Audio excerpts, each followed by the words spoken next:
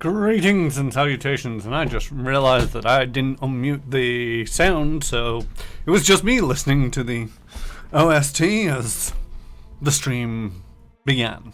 Greetings and salutations, I am Karen Russmore, and I am running a little bit late because it was a bit of a manic setup. Most of it was already in place, it was just the final few bits.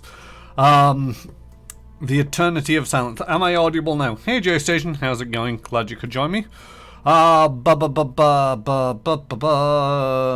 yeah, no Final Fantasy this evening. Unfortunately, Crit Commissions couldn't be joining us, so I figured to just start with Pillars of Eternity. This is the first session, so expect character creation and going through that. That's going to be a bit of a chore. So situation I'm all fouled up. Yeah, pretty much. And what I'd not done is not like sorted out the shout out, so it's like needed to write those up, and then, you know, as we can hear, the music in the background is lovely. I'm just going to start shutting down things that I don't particularly need right now. And to a certain degree, we are going to have audience participation when it comes to making certain choices about my character. I'm not going to allow you to go completely over the top with this, to a certain degree. I don't want to be playing a rogue. Yeah, thank you for the raid, by the way, Saber, and it is one of them where it's like, I generally try to stream at a consistent time so that people can. All sliders, all to the left. I'm not sure how many sliders there are, but if it has some sort of like facial morphing thing, then Barbarian Pacifist run. Gonna go with no on the Pacifist run because I do know that there's certain aspects of this that I don't think are. You can't avoid the combat. So again, Pillars of Eternity is one of them games where I picked it up. I think I was even a backer on the Kickstarter way back when. Most of my streaming has just been like going through my back catalogue of games that I picked up. Yeah, so I got the Kickstarter backer achievement.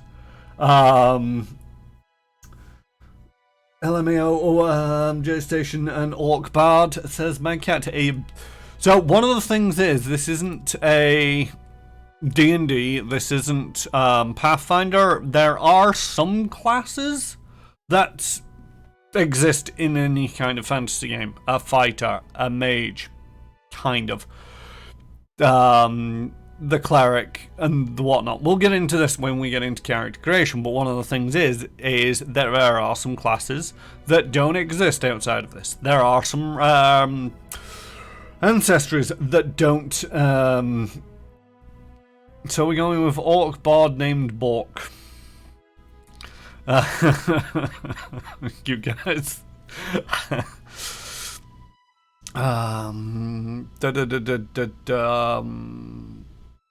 I forgot. I've lost my train of thought now.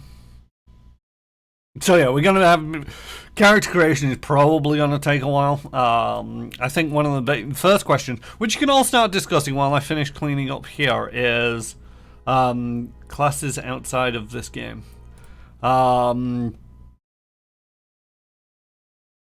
I don't know what you mean by J-Station. Okay, that's that close. That's that close. One of the things do need to figure out, male or female. That's what you were talking about. Classes outside of this game. No, I'm lost. I possibly said something. My head is a bit mush right now. So we go into performance mode, we go to the game scene, we click on that, and everybody then confirms. I want to see the races and classes before I make a call. Well, that's fine. We're going to step through this. Can you all see the game now? I do have the White March parts 1 and 2 installed. I played this a little bit. I've not played it that deeply. it's just one of them things. I'd never get around to completing these things, so there's a certain point that we'll get to, and it's like I have no idea what's going on. I do believe the White March is incorporated into the main story. There's no option here for loading up a new game with just the White March. It's just new game.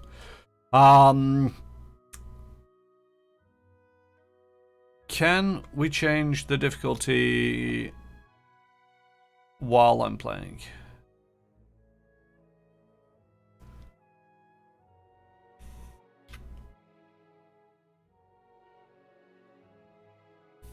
Because I know that...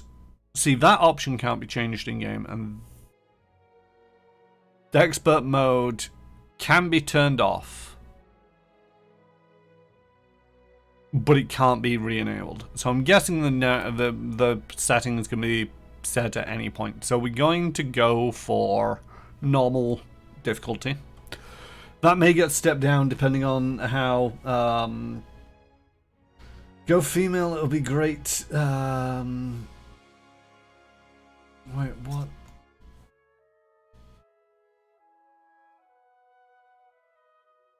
That train of thought left time on time from platform 3 whilst Karen was in the booking office. You bastards. So normal difficulty, we'll step it down if it's too difficult. Is this narrated? Oh, Obsidian Entertainment presents.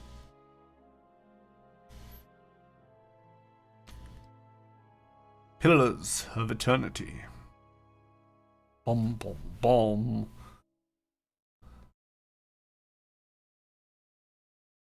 Go female, that'll be great to hear your feminine side of when you do your voice in the dialogue.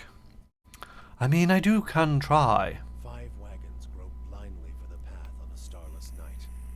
Their master glancing ever upward to the skies for assurance that he is on the right course. A dim lantern his only protection against the encroaching darkness.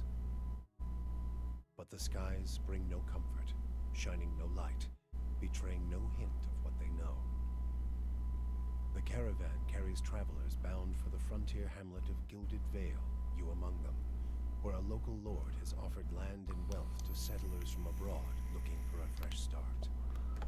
You have taken suddenly ill, sweating and shivering, and one of the other travelers signals for the caravan master to stop on your behalf. He pulls up just in time to avoid plowing into the trunk of a fallen tree that bars the way ahead. You will go no further tonight. So first question, how's the game audio? Is that acceptable levels, or do I actually need to hit the replay so that we can hear it again and I'll talk over the top of it?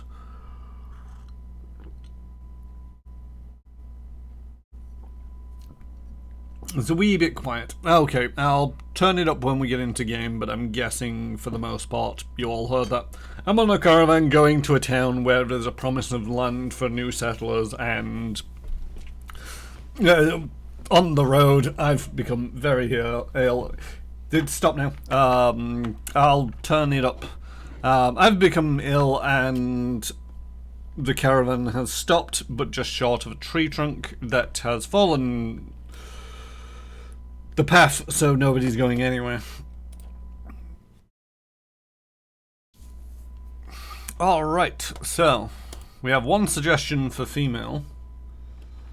How about going female but instigating only 1950s and misogynistic values on them? What, that their entire purpose in life is to be in the kitchen making me a sandwich? I don't know. I'm not very good at the whole misogynistic. There we go. I can. That's one of them words that I can't just say. Is housewife for class. So am I going female? That's the first choice, I suppose. You caught caravan lurgy. Quarantine isn't required. We'll leave it on female. If anybody's got any objections to that, then we'll figure that out later. We got a human. We got Oh god, this is going to be one of them games. So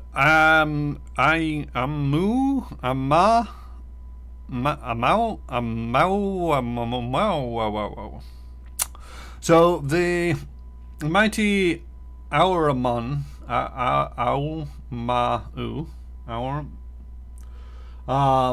we've not had a female protagonist yet, are the largest of the Kiff Races and are commonly found in or near oceans. Though not truly aquatic, they have an affinity for water, and many of their civilizations, such as Rauati, are based on naval dominance. They are known for their unparalleled strength. We got dwarves, we got elves, we got Orlan. Orlans are the smallest of the Kiff races, though many cultures do not consider them to be civilized at all. Also notably for their large ears, two-toned hair, and hirsute bodies, Orlans are commonly found in Glanfath, the Ixamali Plains, and part of the Dryaswood. They are known for their mental intensity and sharp senses. And then you've got godlike. The godlike are children of the Kith, civilized races, who have been blessed with physical aspects associated with the gods, though some do not consider it a blessing. These aspects may take many forms and often come with mystical powers. Apparent head shapes are typical, and godlikes are unable to wear protective headgear, as it's nearly impossible to find anything that fits. Because of their unusual nature and their inability to reproduce, godlikes are often viewed with fear and wonder. There's no orc. Although, they're kind of orky, I suppose. I'm out.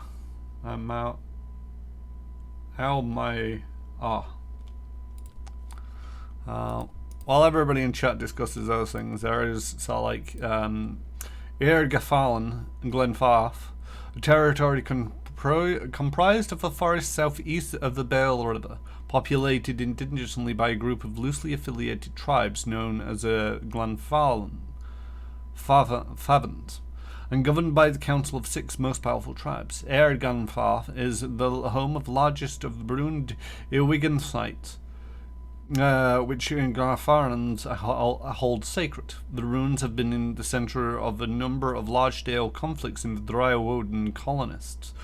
These settlements often encroach on Glenfarn territory, and who frequently seek to plunder the ruins for their relics.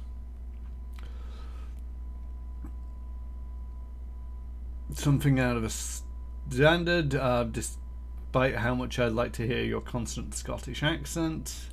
I'm seeing 3. Well, we're going to go with godlike. We got 3 people saying godlike. Alright, so we've got death. Deaf godlike are the most distrusted of their kind. Strange growths cover their eyes, or in some cases entire face, giving them a sinister appearance. The growths are transparent for godlike, but opaque from the outside, hiding their features. Deaf godlike are commonly killed at birth because of many cultures consider them a harbinger of doom. Death's Usher. When deaf godlikes attack an enemy with 25% or less endurance, their damage is increased. Fire godlike. The bodies of fire godlike often resemble hot metal, burnt wood, or stone, with harmless flames that erupt from the cracks in their skin. Fire godlikes are objects of both reverence and fear in the Dead Fire Archipelago. Many locals believe that they have the power to awaken volcanoes, or that killing one will cause a volcano to awaken. In Dyerswood, fire godlikes are often seen as sign of the blessing of Magran, goddess of war and fire. Battle forged. When reduced below 50% endurance, fire godlike glow like metal in a forge, gaining damage reduction and doing a small amount of fire damage to creatures who hit them in melee. Moon godlike. Moon godlike are the most tolerated of the godlike. While their skin tone and large moon-like growth on their foreheads may be strange to some, their appearances are generally considered more palatable by the other Kiff.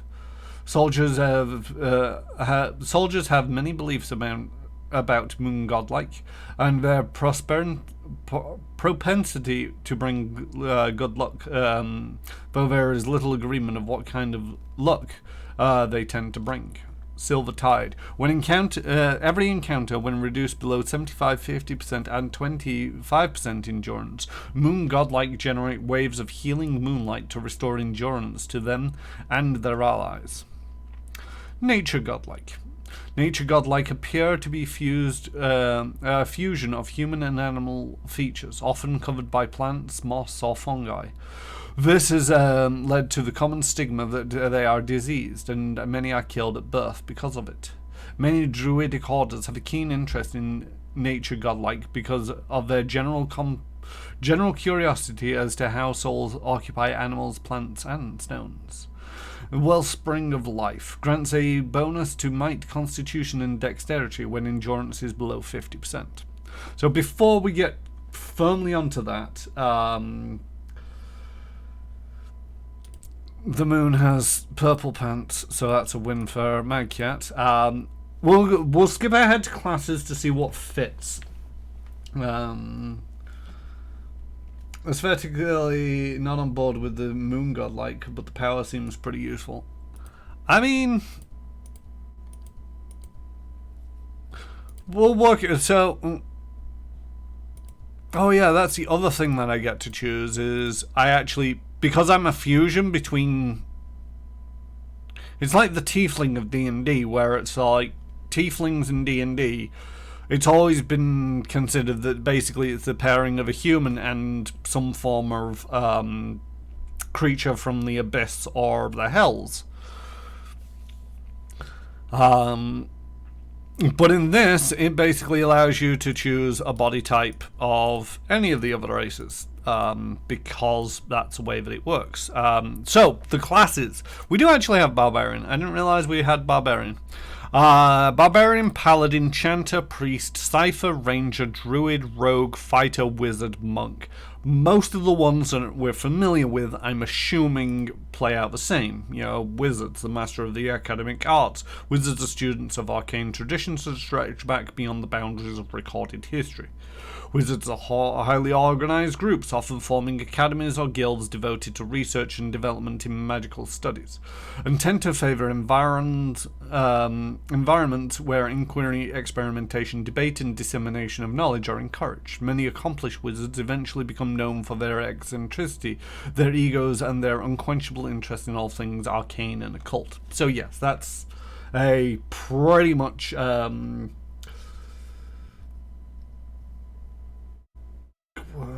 Moon is good for support. You could name them Teskumi, Moon Princess, or you.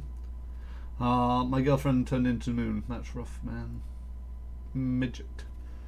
Was a Cypher, Chanter and Cypher. I'm curious about Traitor in the Matrix.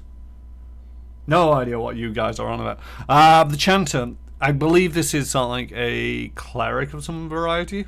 In every culture across Eora,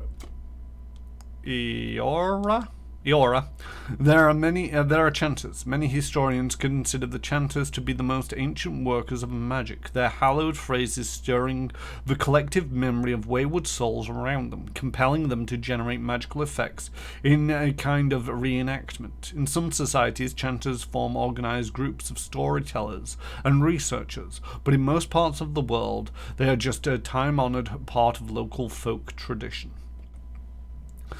Starting abilities, phrases, and chants. All chanters can continuously speak in chants made up of magical phrases. Phrases produce passive effects and help build a chanter's power until they can use an invocation. Powerful magical effects that chanters can create after they have spoken a required number of phases through their chants. Lore and mechanics +2/+1, endurance, health, accuracy, blah blah blah. We're not too interested in the stats right now. We're gonna go. So yeah, bit of Bard, bit of Solarian, bit different. I would say. But yeah, probably the closest will be the Bard from D&D and the Solarian from Starfinder.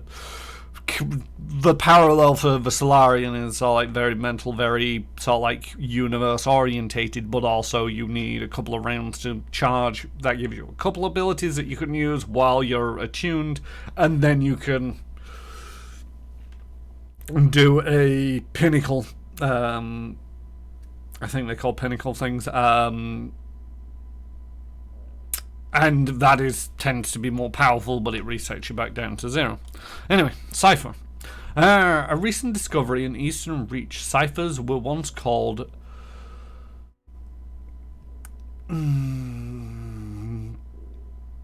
Brishalgwyn Mind Hunters by the Glenfarven.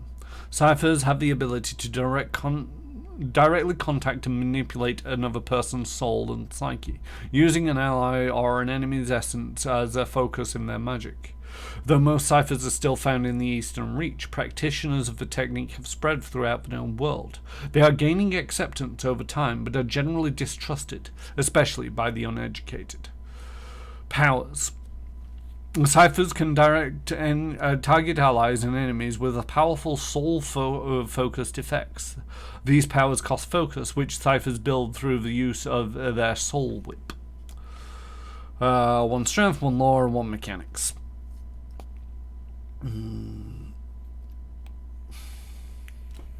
Sounds very much like a psionic brain witch samurai melee class hybrid.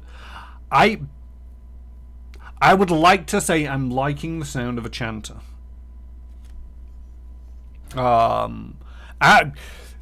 Both the Cypher and the Chanter are unique to this, so I'm tempted to favor either one of them.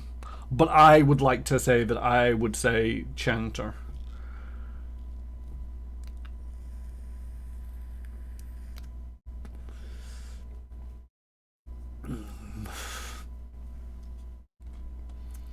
Chat is kind of split. I think I'm gonna pull rank here. I'm gonna go with Chanter.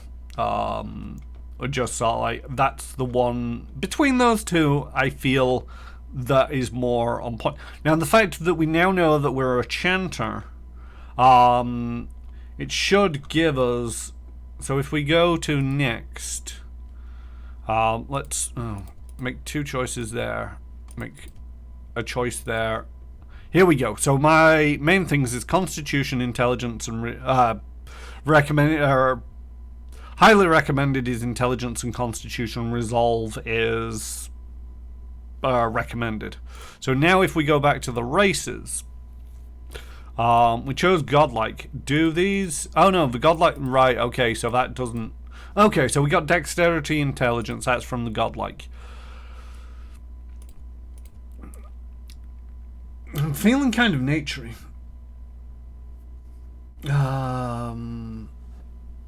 Chanter is less likely to complain about the colour of the pill they took. Probably would enjoy a good steak, though. Who wouldn't? So yeah, I'm feeling the nature. Not entirely sure. The moon could be interesting. I don't think death or fire really, it's like they're not invoking anything in me. So moon and nature.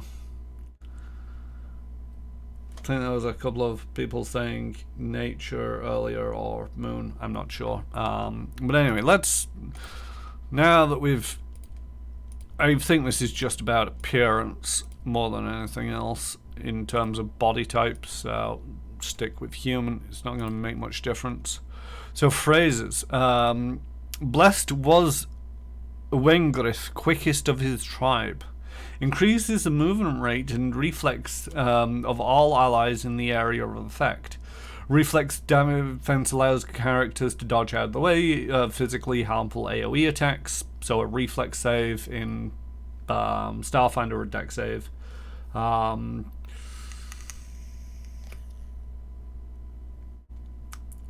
At Alpha Moon, you can run into a brawl yelling, "Y'all about to be mooned."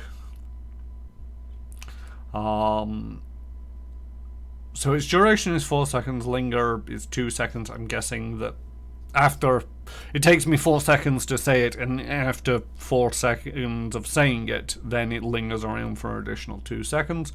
Friendly aura 1.2 move speed. Wait, plus 1.2 move speed, plus 10 reflex. Okay. Dull the edge, blunt the point. Reduces slashing and piercing damage of enemies in the area of effect. Minus 10% slash and piercing damage. Thick grew their tongues, stumbling over words. No.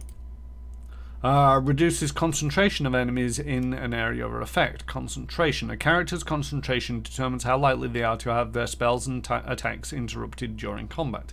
Every point of resolve increases a character's concentration, and is opposed by the attack's interrupt rating. Like attack rolls, interrupts are use a randomized rolls to determine if the interrupt is successful. If concentration is superior to the interrupt rating, the interruption is less likely to occur. Come, soft winds of death. Now drains a portion of endurance from all enemies in the area of effect. 2.1 endurance per 3 seconds. That's just straight up damage. At the sight of their comrades, their hearts grew bold. Emboldens allies in the area of effect, giving bonuses to fortitude and will.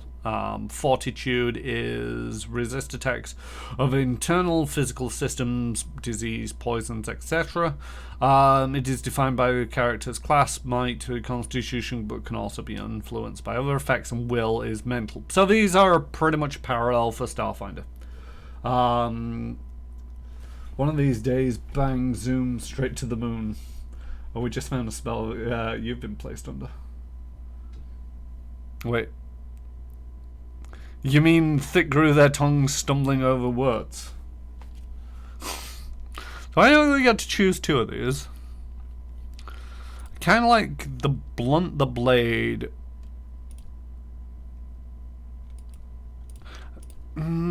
Thick grew their tongues, stumbling over words, and at the sight of their comrades, their hearts grew bold.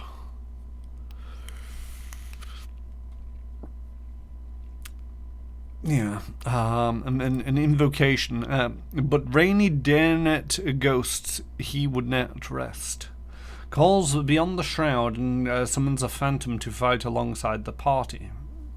First level Chanter spell requires 3 phases chanted, speed average, range 10 meters, duration 12 seconds. Summon phantom. I don't know what a phantom is, but it summons something.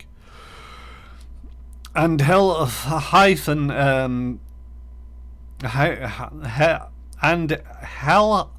Hirath crashed upon the shield. Reduces damage reduction of enemies in the area. 3 phases, average speed, 5 meter 90 degree cone, minus 5 damage reduction for 12 seconds, accuracy versus fortitude. God.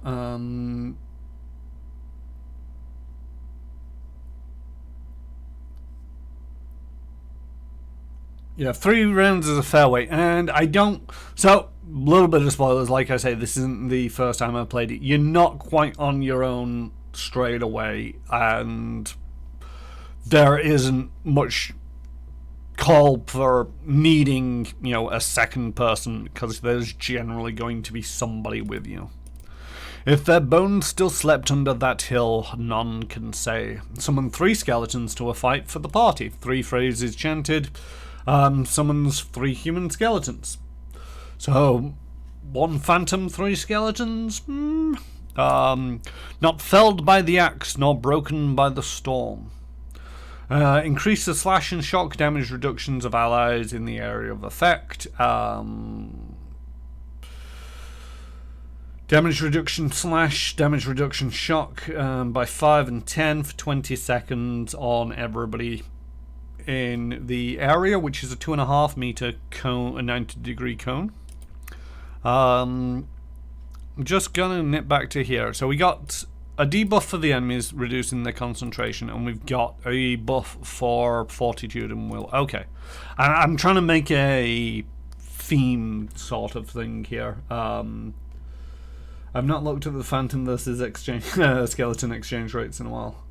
Yeah, neither have I. And it's one of them things where it's like, it'll tell you what damage reduction is and what that all means. It'll tell you, you know, shock is, there's 8 different types of damage types in Pillars of Eternity. Slash, pierce, crush, burn, shock, corrode, freeze, and roar.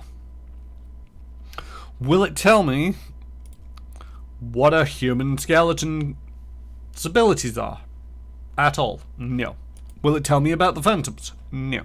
So that's something that might have to be found out later on.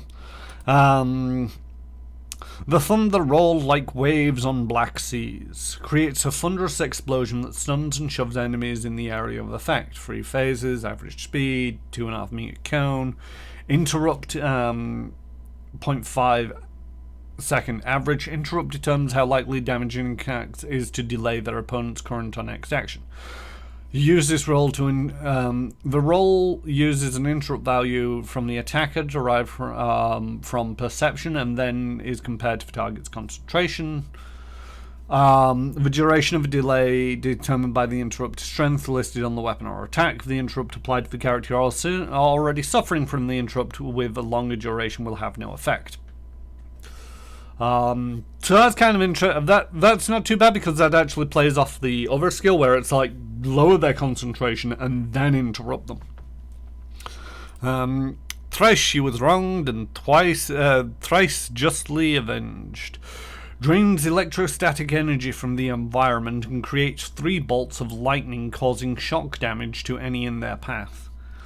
12 to 19 shock damage, accuracy versus reflex, 3 phases, 3 meter, 90 degree cone. Also interrupts. Oh, that deals crush damage as well, and push. But why would you... I'm guessing crush damage is fairly common as a resistance. Because both of these have very similar abilities, but this has just shock damage, whereas this has crush damage, and push, and stunned, and interrupt.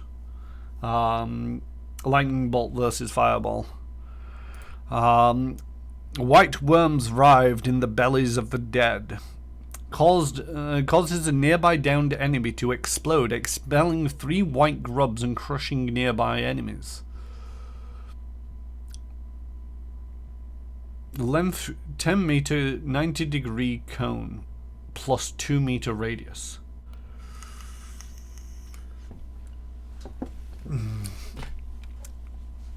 So yeah, I'm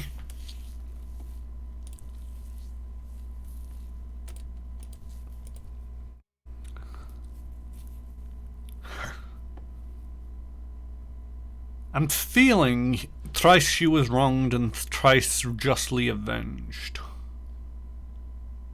Probably gonna go with that one. Because it's got the interrupt in there. Lower their concentration and then interrupt them because they wronged me and I've just avenged myself. Alright, attributes. Starts at 10. +1 for being a godlike on dex. +1 for a godlike being on intellects. And I got 15 points. Right, might affects damage and healing and fortitude. Constitution increases endurance, health, and fortitude. We'll get into the difference between endurance and health in just a moment. Death by intestine worm.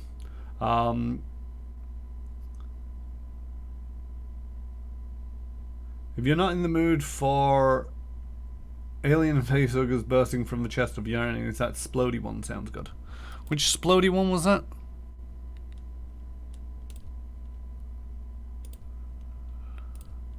I mean, that was the explody one, where it was the bugs. The one that I went for. Yeah, thrice wrong, then thrice justly avenged. Yeah, I'm feeling that one. So, increases fortitude, dexterity, increases action speed and reflex. This is one of them video games where it's like this would be impossible or would just be so much effort when it comes to trying to play at a tabletop. There's just like, you know, plus 3% action speed and 2 on the reflex, and then the whole interrupt thing. Interrupt accuracy and reflex on the perception. Does that increase?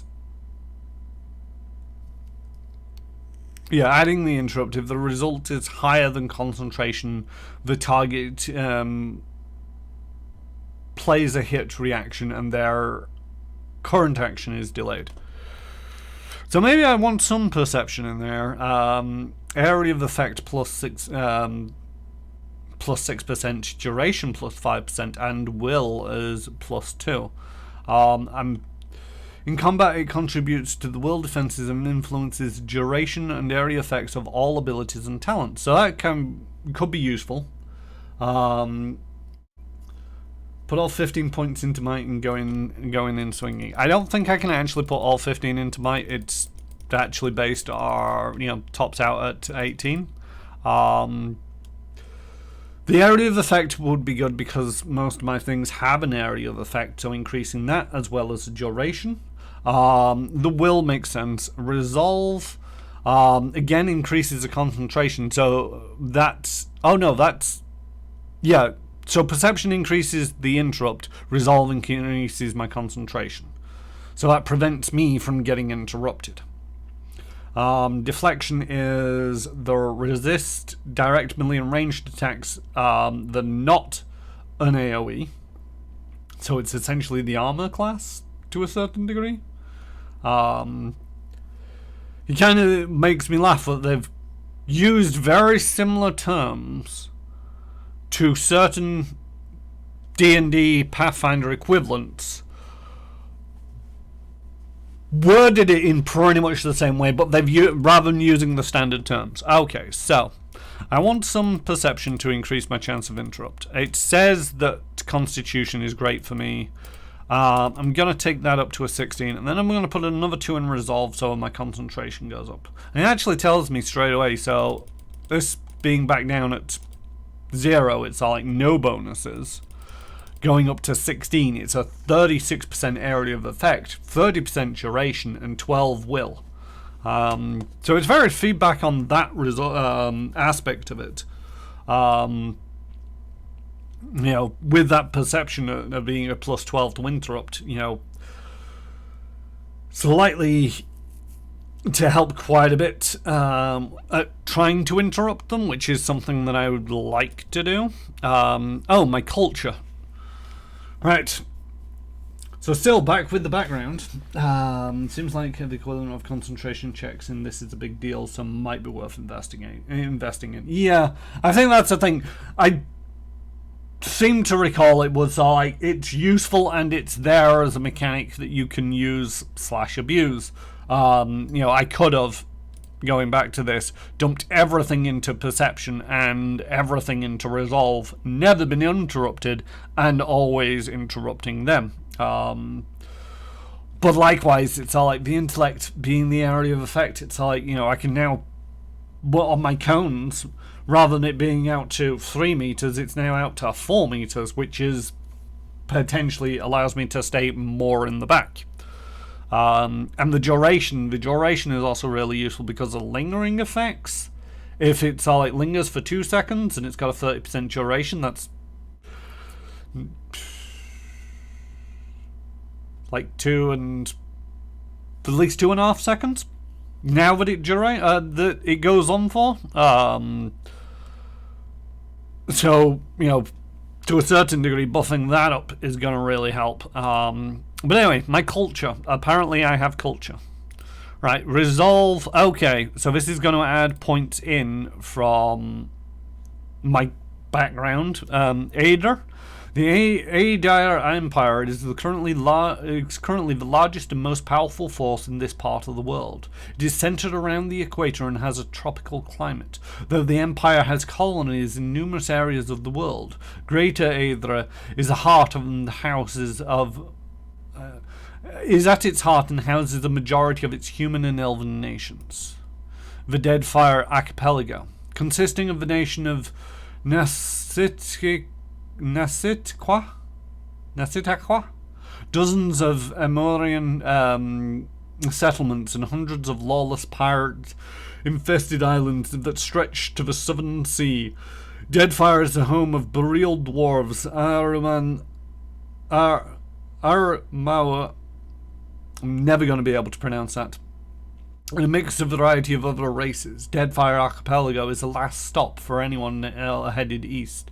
A multitude of monstrous sea creatures infest the ocean beyond, making travel virtually impossible. Ixamital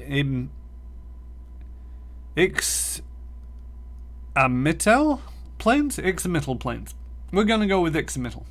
Located in the northeast of Glenfar, the Ixamital Plains are the largest expanse of fertile savanna that are extensively farmed by human and Orlan residents.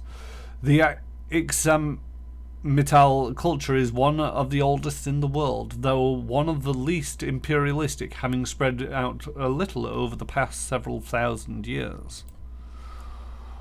Old Valia. Once a crown jewel of southern seas, Old Valia is now a crumbled remnant of an empire of warring merchant nations, counting many humans and dwarves among their ranks. The Old Valian counties are still forces to be reckoned with and proud of their rich cultural heritage.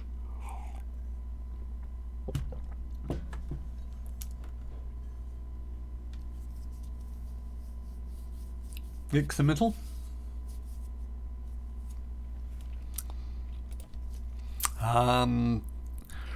Rauatai, dominated by the...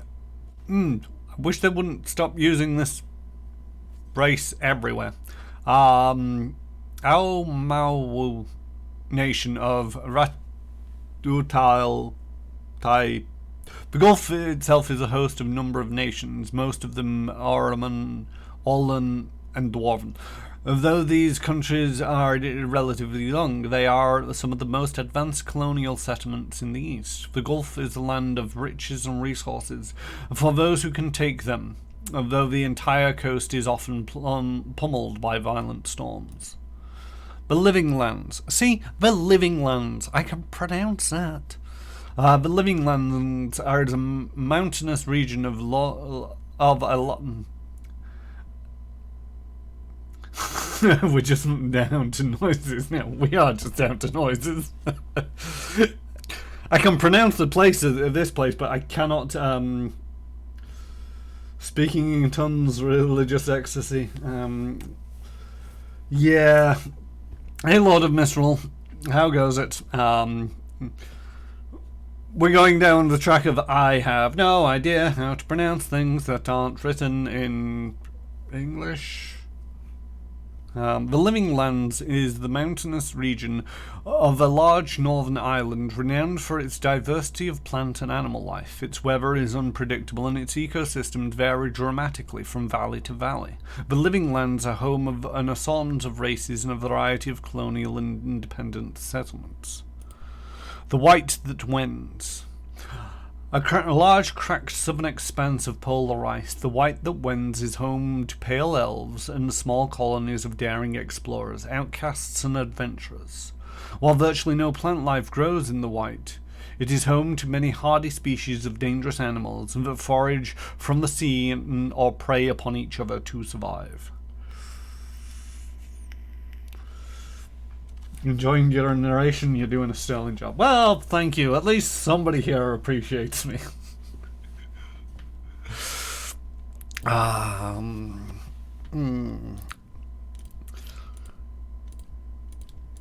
don't know. I don't feel that I'm very old in culture. I might be from the Living Lands.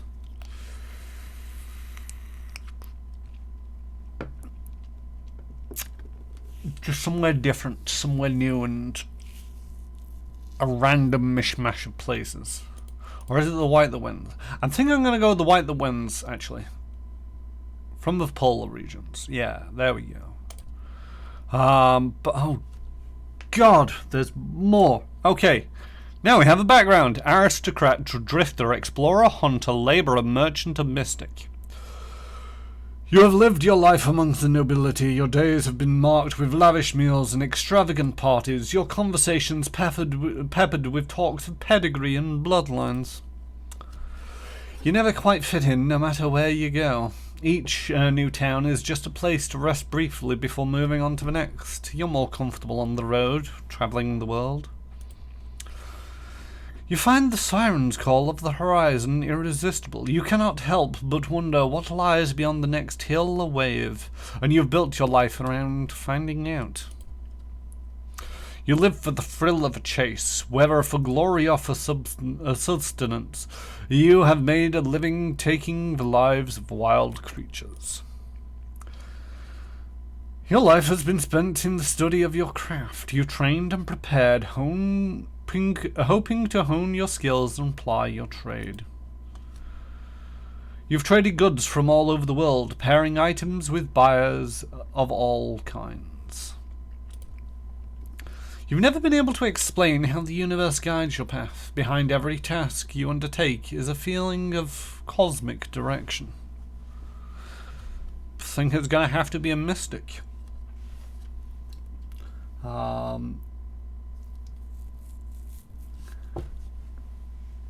Depopulating animals is what you're good at. I mean, I'm not very good at that, I don't think. Oh, hunter, depopulating animals. Okay, yeah, fair enough. Mildly disappointing. But yeah, I'm feeling mystic. I don't know why I'm roaming, but there's a cosmic feeling to my direction. Okay, so that's the colour of my jacket, and that's the colour of my pants.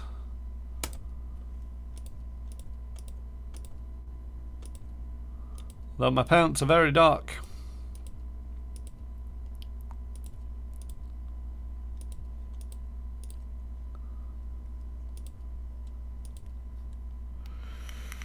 Do we want to go more? No.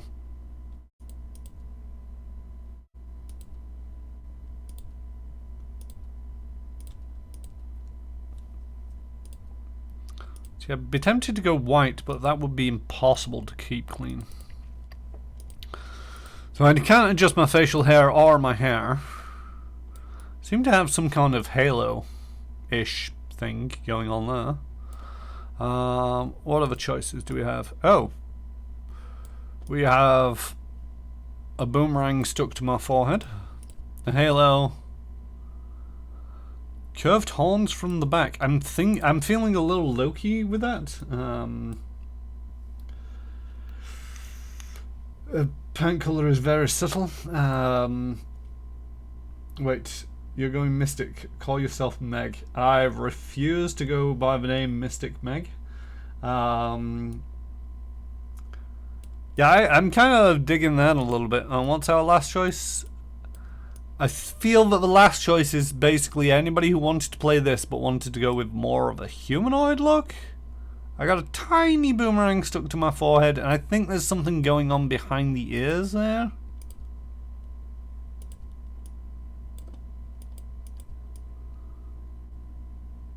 But no, I think that works. How about septic peg? Nope.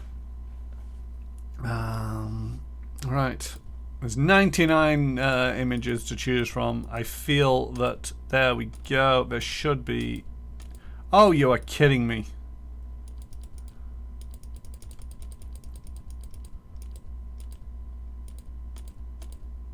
So the plant one gets 1, 2, 3, 4. Or no, the plant gets 3. The death gets 2. The fire gets 2, and I get 2. And that is going to bug me that the artwork doesn't match the bleeding horns.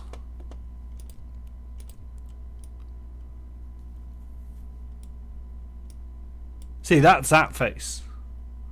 Where's that face?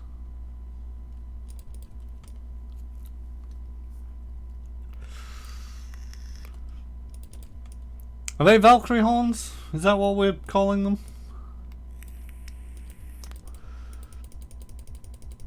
But no, I don't think.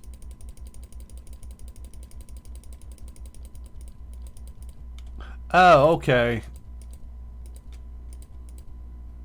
No, that's not even the ones rising up either.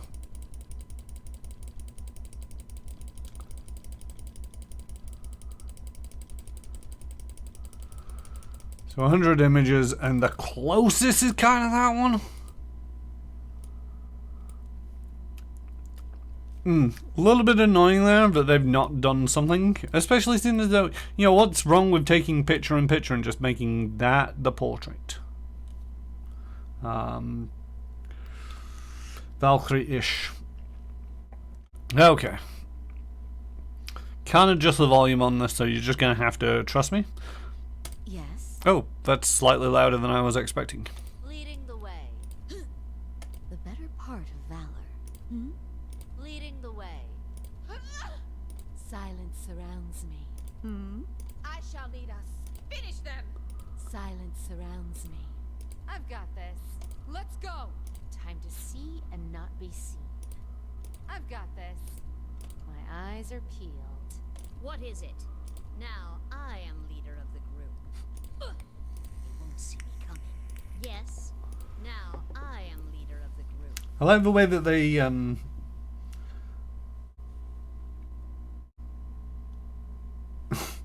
got 99 pictures, but the PC ain't one. They always include a combat sound, like, fair enough. Quietly now. I'm here. I'm flattered. Stand together. Not a sound. I just realized I can actually adjust the sound of the game. Just reducing the dBs on that. I'm here. I'm flattered. That should be slightly louder for you guys. Let's go. They'll never know I'm here. Watch and learn. Show them how it's done. Nothing will slip past me. Just say the word. I'll lead the way. You'd better run. Nothing will slip past me. Leading the way. Attack. The better part of valor. Yes. Leading the way. Silence surrounds me. Oh? I shall lead us. Let us end this. I think I'm gonna go with domestic. Enter the name Kashra. It's always the name that I give female characters, cause deal with it, people.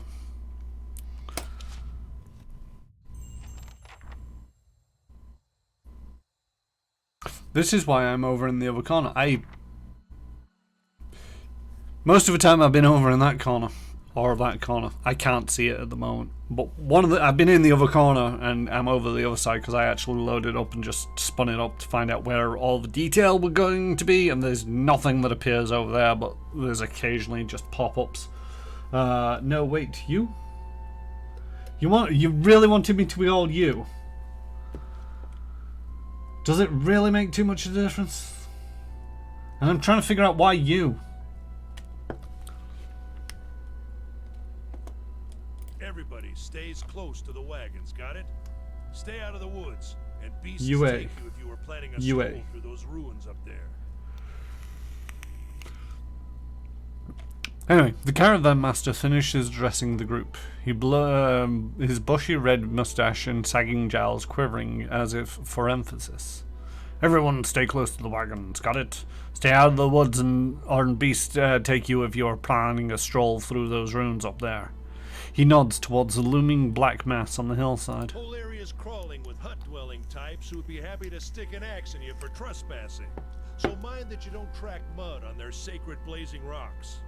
Tonight, everybody stays put, and in the morning we'll get the path cleared. Gilded Veil's less than a day out. Understood? At last, the caravan master turns to you, frowning as he looks you over. Touch of the rumbling rot, could be. There's a stinging beetle round here, carries it. You'll be fine once it passes your innards. Unless you don't drink water, of course. In which case you'll be dead in a day. There's a berry grows in these parts, small and pink, called a springberry. About the size of a fingernail. Give you cramps if you eat it, but the frontiersmen make a tea from it. Calms the insides. Should get you through the night. You might check around, see if you can find some. Meanwhile, I'll see if we can scare you up some water. I know you want to hunt before it gets much darker, but see about refilling our water first. Got a sick one here. Odmar looks over his shoulder at his assistant, a lanky, intense man named Sparfell, who carries an old sun-bleached bowl. He nods in your direction. Sparfell nods and slides the worn bow over his shoulder. Where would I find these berries? Grow on a bush that's common round here, kind of funny looking. You'll know it when you see it. Doubt you'd have to go far off the road to find one. What are those ruins? Nothing you won't see on half the hills of Air Glonfoth. Money to be made selling their knickknacks in Defiance Bay, if you don't mind getting stuck with Glonfoth and arrows now and again. They didn't build them, but I'll be the effigy if they don't watch them like a mother bear. Of course, all the ones around here have been ransacked 10 times over. Got nothing left worth half a pond, so I hear. He adds with a wink. Who did build these who did build the ruins? Got different names for them. Settlers called them Ingwithans. Nobody that liked them enough to stop them becoming ruins, tell you that much.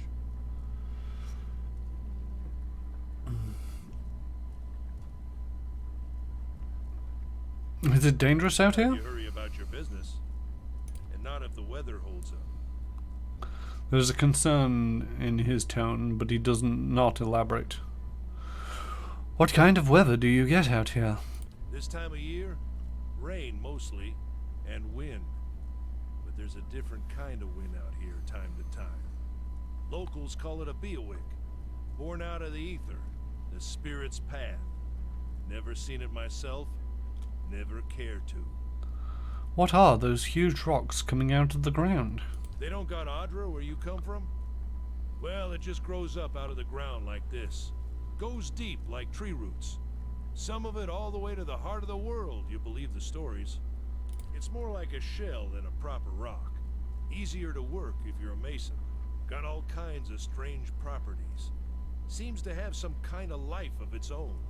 Dies if it gets dug up. Loses its luster. Folks think it probably grew at one point or another, but not these days. The soul butchers in Defiance Bay use it for different things. I've heard tell it can hold a man's soul, but I don't care to see it. Got enough to worry about without seeing something like that. I'll go see about those berries then. Hold on. Take someone with you. I know you're not some helpless tenderfoot, not like most of this lot. But you drop dead, I don't want to be looking for the body. Got a schedule to keep. He scans over the travellers, resting his eyes at length on a sturdy, armour-clad woman who has spent the journey's nights sleeping on uneven ground without blanket or pillow. Kalisha. Kalisha! The woman looks up on her own time. She needs to find some springberries. Watch that she doesn't drop dead. No promises. What kind of guide says something like that? Kind you can afford. Don't listen to her. You're in good hands. And I pay too well, if anything. Odme chuckles and shakes his head and he looks at you. He casts a sidelong glance at her. Off with you. Aedin should have supplies. See that you're equipped before you head out. We're in harsh country. Get your berries and hurry back. And if you get so much as a tickle of wind, you drop everything and you run. Something in the air tonight. If it's a beowick, we'll shelter in the ruins. Hut dwellers be damned. Odmar's small grin recedes beneath his mustache, and he is stern once more. You heard the man. Let's get going before you keel over. These tall glass green pillars appear as if they've been sprouted from the earth. The flickering fire sets shadows dancing within. Certainly. Steal everything that is I nailed can get it down. secrets. I failed. Oh yeah, that's one of the interesting things about this is like when it comes to lockpicking, you need a number of lockpicks. But if you have a higher mechanics ability, then you need fewer lockpicks. If you get high enough, in this case 2, then you don't need any at all.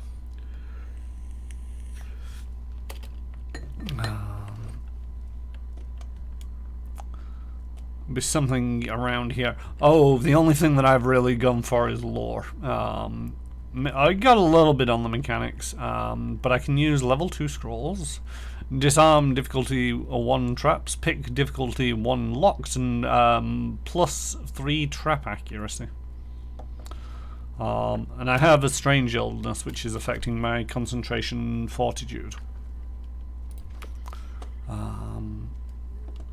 Oh yeah, one of the things that we were going to go, or I was going to go into about, I don't think I can rename my character now, which is a shame. Could have gone for UA. I'm sorry, I didn't realize. But you know, call them UA if you want. So you have endurance and you have health. My endurance is 44. My health is 173. If my endurance hits 0, I get knocked out for the fight, but then I get back up. However, after an encounter, your health is reduced by how much endurance you lost. At the start of the next encounter, your endurance is back up at full, but eventually you will die if your health reaches 0. But you can get knocked out for each and every combat if you so desire. It's an interesting way of dealing with it, but again, it's one of them where it's like, I feel that it is a lot better placed in a video game than it would be around a table. I wouldn't want to dream of some people trying to keep track of that.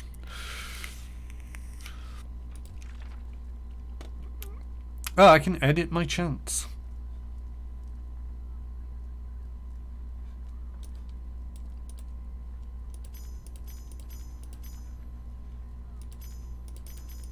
Wow, and it can go on forever.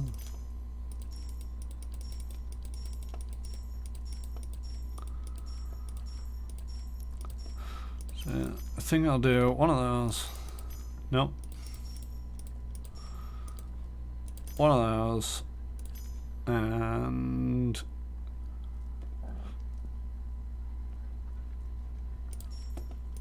nope. One like that.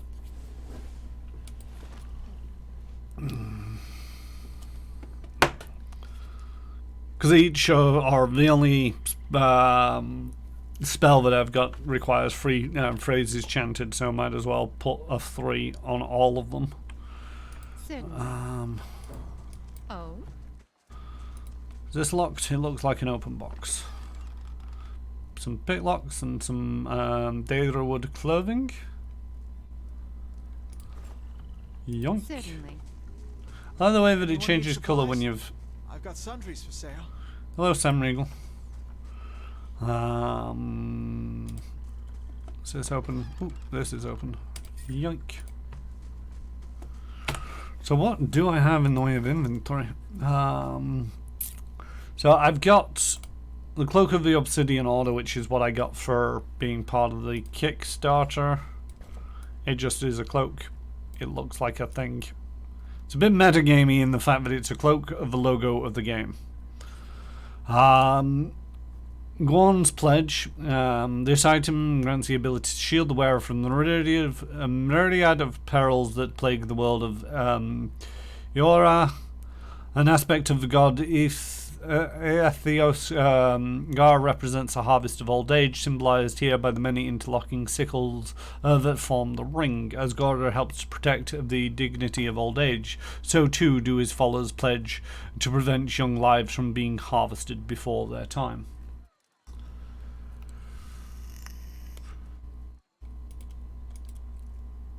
And I have the miniature, giant miniature space piglet, which is just a pet that follows you around. That one literally does nothing. I think that has an effect to it, but I don't think it's a game breaker. So I got some padded armor, which is light armor. some lockpicks, and a minor regeneration, which increases my endurance, but not my health, by the way. I have some amount of coin. I got 110 currency. So let's speak to Aedra. You see a man wearing a simple but mostly neat clothes. He's transfixed, however, by a ragged tear in the seam of his tunic. Brought a whole wagon full of goods to sell, but not enough shirts for the road. He shakes his head and laughs when he notices you. He scratches one cheek with his knuckles. It's covered in uneven stubble, as if he hasn't quite gotten used to shaving on the road. Say, is there anything you need? I've got some basic traveling supplies for sale if you'd like to take a look. Who are I'm you? a trader, originally from the Aedra Empire, but I've been trying to establish new business out here. Life on the road has brought some unexpected challenges, to be sure. And I'm sure you've noticed how prickly the locals can be. But we're here to make the most of things, right?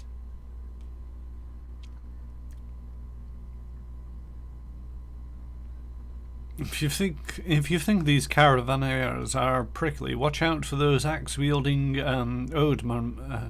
those axe-wielders Odman mentioned. He laughs. That's excellent advice indeed. Something else you need? Looks like we're settled for the night. Tell me about the Aedra Empire. It's not as big as it used to be, but it's still big. The mainland is a continent northwest of here. The colonies used to include Realtime and the Deerwood. About 150 years ago, Deerwood won its independence from the Empire. A fact our companions are quick to remind me of. He gives you a lopsided grin and nods at the other scattered caravaneers. Why'd you move all the way out here? Because it seemed friendlier than Realtime? My brothers took over the family mercantile business a few years ago, and there wasn't enough for me to do back home. I moved out to try and expand. He shrugs. Direwood is a former Aedra colony, so it seemed like a good place to start. As much as I admire the Redicians' work ethic, they've always struck me as a little fanatical. Sounds reasonable enough. Out here, I'm just taking it one day at a time. Let's see what you've got. I forgot to check what weapon I'm wielding. Oh, we've got a shared party inventory thing.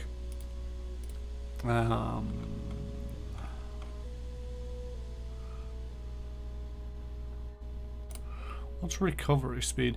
Recovery is the amount of time the character spends between actions. Longer actions result in proportionally longer recovery. Armor also has a large effect on recovery. Generally, heavy armor inflicts longer recovery penalties. So I might actually want to go for this Direwood clothing. It doesn't have any DR on it, but it does allow for instantaneous recovery. As opposed to my padded leather, 20%. Leather is 30, hide is 25, brigadine is 50.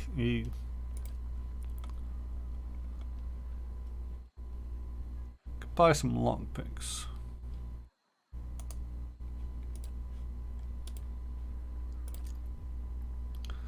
I could buy 2 of the lockpicks. Let's actually cancel that for the moment. Yes.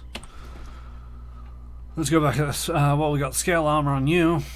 Seems to be more focused on the recovery battle axe. And I've got a mace, one-handed, and a shield. If I switch that out.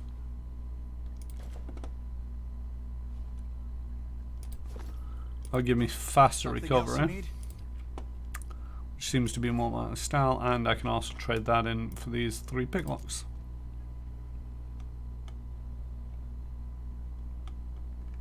There's nothing else particularly of interest that he's got, so trade.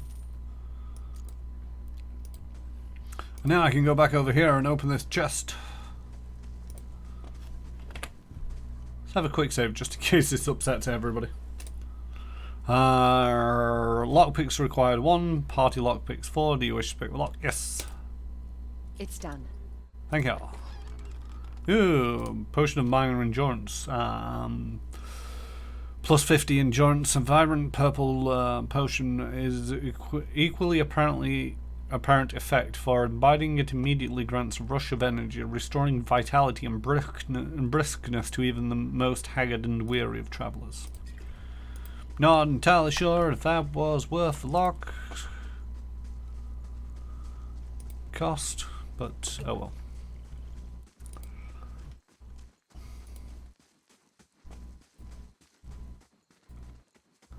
Hey, we got horses. Oh.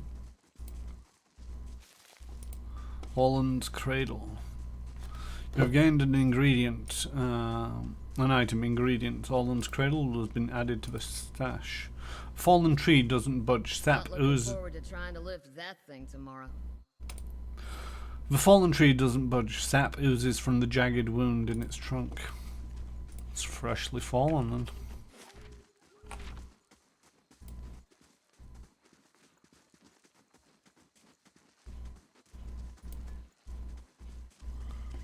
Yes.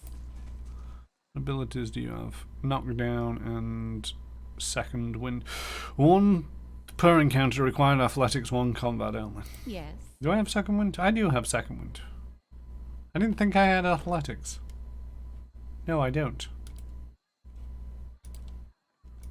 Yeah. Hmm. I'll have your Sparfell. water soon enough. Stream's not going anywhere. Alright. Just trying to make conversation. You seem to be important. You even have a light above your head.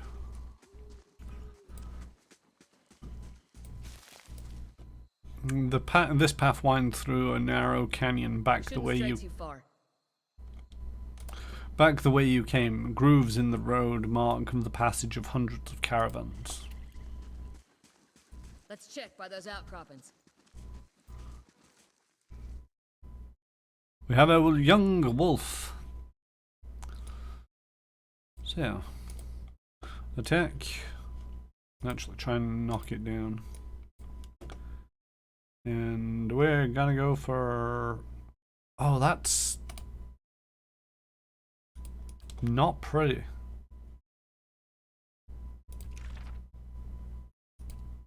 Ah, I can name them. Okay, that's useful.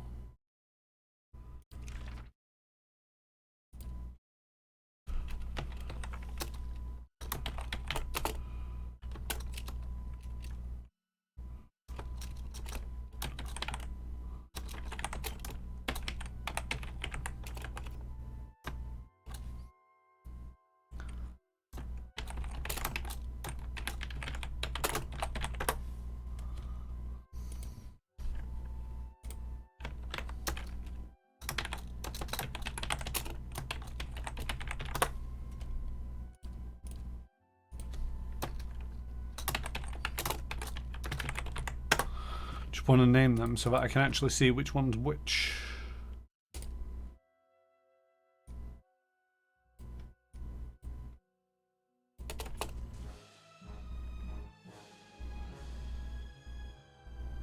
Brave, I feel like...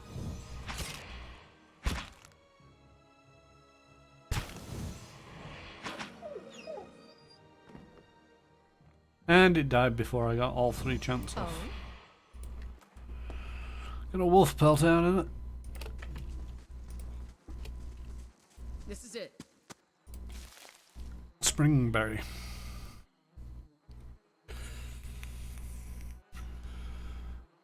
I heard you're kind of a spiritual sort.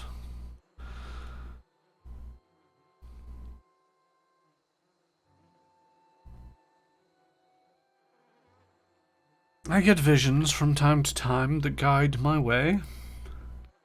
Yeah. How is it you happen to come here? People tried to use me for their own ends. I needed anonymity. I mean, what that feels like. You really can't trust anyone, can you? Kaliska breathes in her surroundings. Been a long time since I've been this way, but I always did like it. Lord Raedric's offer makes a girl think. I'll give him that. You here to settle like the rest of this lot? I haven't given it much thought. No harm in that. No harm in that. Might as well see the place first. So you must have some sort of plan in mind for coming this way.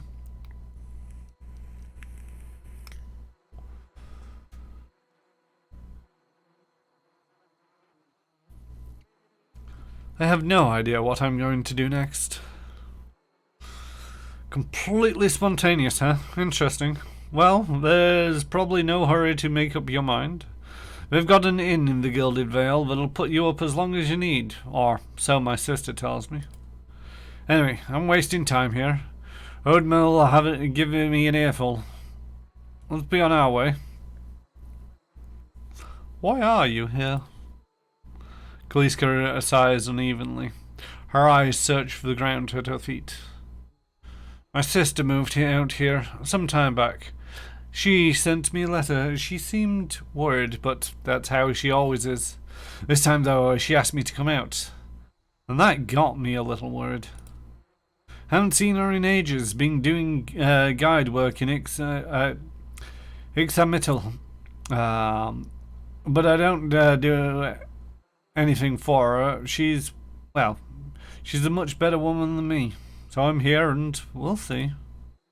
Oadmer I've worked with before. He doesn't usually drive this way, but he's doing it for me. Tell me about yourself.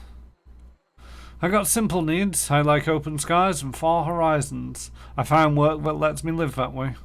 My family wanders too. We started in Direwood, but my parents ended up in the Living Lands. I've got my brother in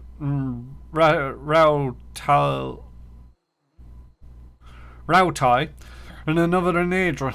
My sister in the Gilded Veil. She's the only real homebody. What can you tell me of the Direwood? Not much for history, but from what I know, it used to be part of the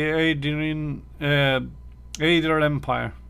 Broke off after a war some years back. The locals here are feisty, and that's how they like it. I've been out of touch. I've been hearing weird kinds of things lately. People having trouble giving birth. I guess a lot of them. Been going on for years now, but somehow it's getting worse. With an uneasy tremor in her voice, she adds, I'll have to ask my sister more about it. Alright, let's get back to camp. You know, I wouldn't hold my breath that Sparfell's getting you water anytime soon. He does what he feels like, and when he feels like it. We should check up on him first, slap him around a bit. Stream's just down the way. Come on, let's get your water.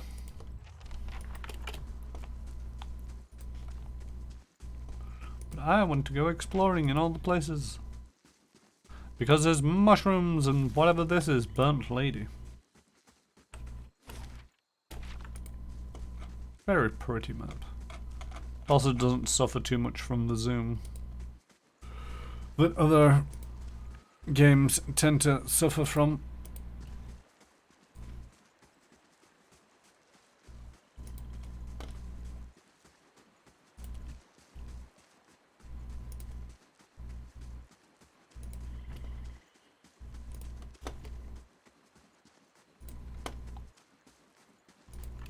Some music on? Yeah, the music's on. Might be a little quiet though. Let's crank it up just a touch. Yes. Travelers maybe, or looters, or bandits. Bad sign anyway, you figure it. The corpse is called to the touch, and a ripe smell wafts from its putrid in putrid waves. A dark bloodstain besmirches its simple linen clothing. More picklocks and some medium armor.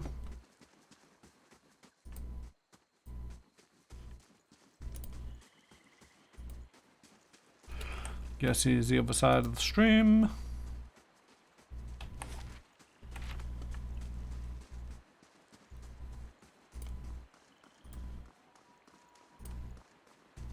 What a surprise. Sparfle went hunting. At least he left the water skins. Come on.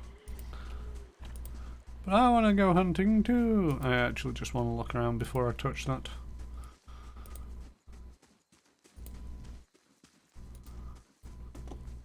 Because I get the feeling it's going to trigger something. Diary cap. This is recent. Not good. Footprints around the campfire are indistinct and may have been here for days or longer. Bottle of something there. Beer. In a mug. It looks like a bottle. Don't ask too many questions.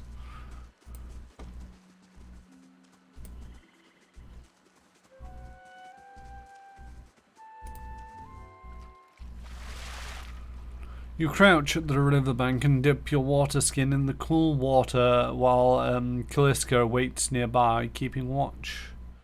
As you rise, you notice her look up sharply towards a tree line. You've gained an item quest. Full water skin has been added to a stash. Out of the trees emerges Sparfell, one of the guides, barely discernible in the dim moonlight. He no longer carries his bow, and there is a strangeness to his gait. His stride wobbles as he moves towards you with a laboured breath. Sparfle? Are you alright? Callista frowns. Sparfle's toe catches a rock and he collapses forward in a heap.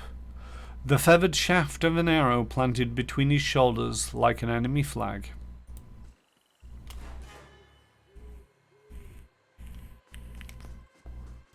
Ambush!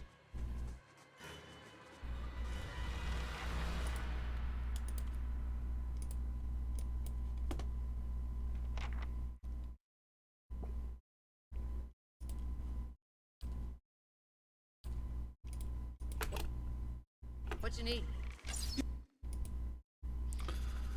Okay, that's going to be annoying. I turn on all the auto pause, but getting just damaged is not going to be a great way to keep pausing the combat.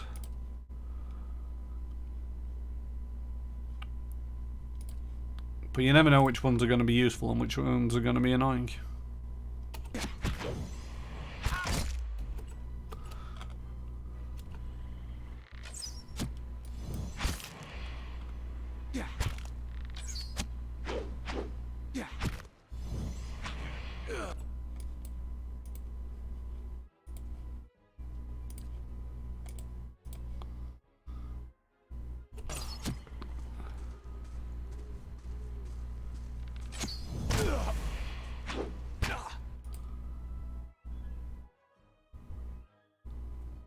Auto pause member finishes ability. Okay, that one can go as well.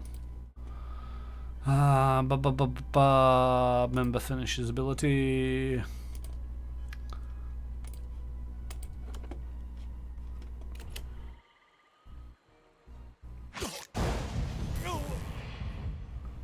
And he got fried.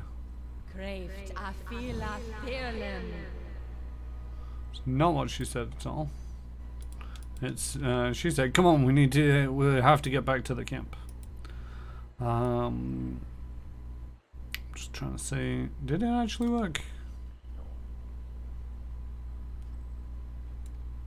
I'm guessing it would. One of the things I have noticed is, to a certain degree, no, didn't want that one.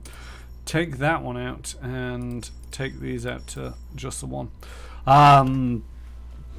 Doobity what's it, flibbity flob. Basically, it keeps cycling. So it doesn't have to be click on bold hearts, click on bold hearts, click on bold hearts every 3 phases. So I've got thick tongues and bold heart mixed over it alternates, and then thick tongues and bold hearts separately, so that can keep them separate, as it were.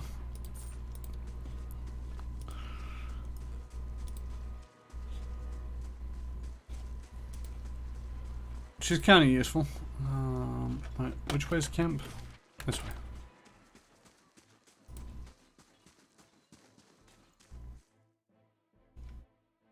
Oh, we spotted an enemy. But yeah, most of the abilities, so knockdown, for example, it's 2 per encounter, it's not per day or per anything like that. I need to stop clicking on that.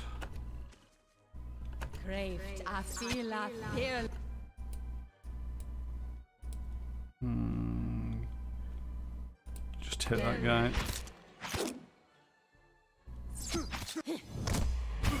Oh, I got put on my ass.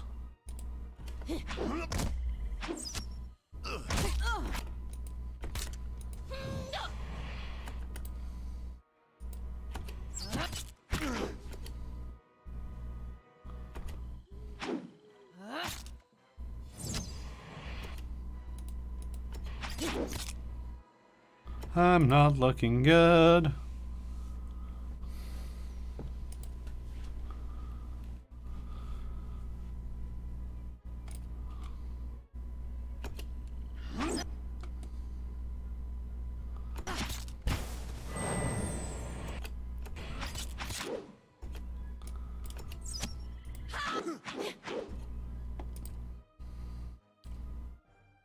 Oh, that's really not a great amount of range.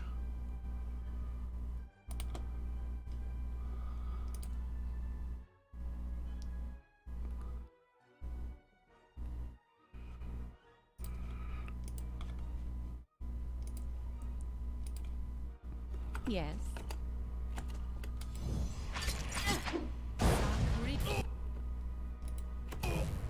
What you need? Crave.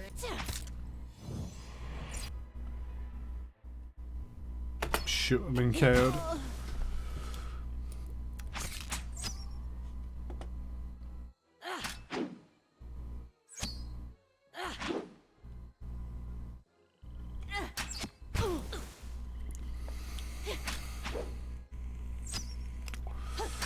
Come on, Kaliska. Finish them.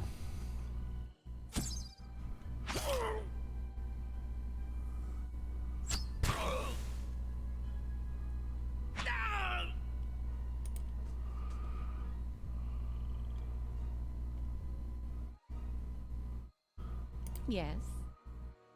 So now that we're out of combat, we can see my health, my endurance has gone up, but my health is seriously low. That's not pleasant.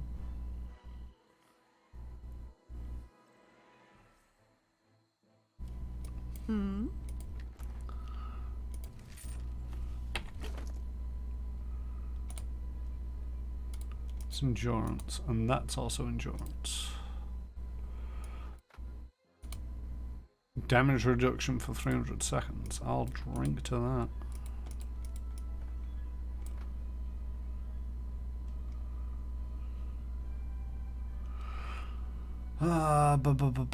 Hunting bow, hunting bow. Hunting bow. There we go, I'm now a bowman. Might not be very good at it, but I'll stay out of harm's way, hopefully.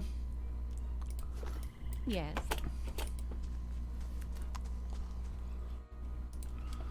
Oh no, people are dead.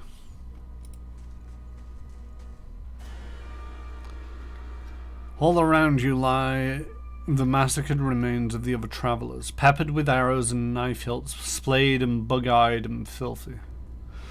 Kaliska puts the back of her left hand to her mouth as if to ward away some poisonous vapour. A handful of dark figures stand before the fallen, treading on limbs and backs and heads, jerking their axes from bodies as if from half-split logs. One of them, towering and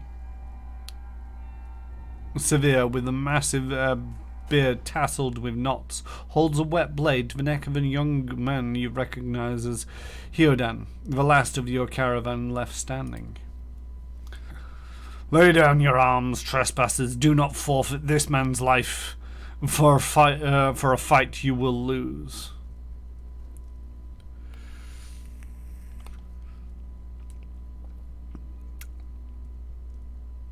The runes have not been sullied by our hands, men of Glenfarth? Glenfarth?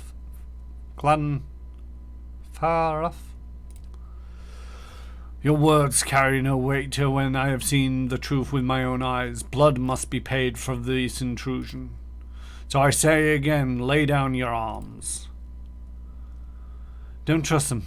They mean to kill us all.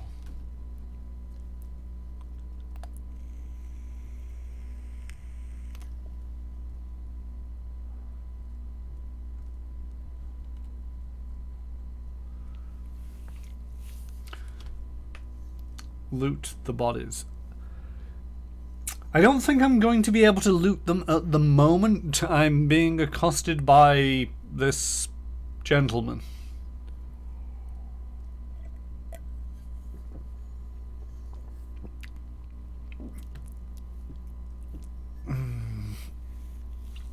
Judging by the string of animal teeth around your neck, I'm guessing you are worshippers of Galawain.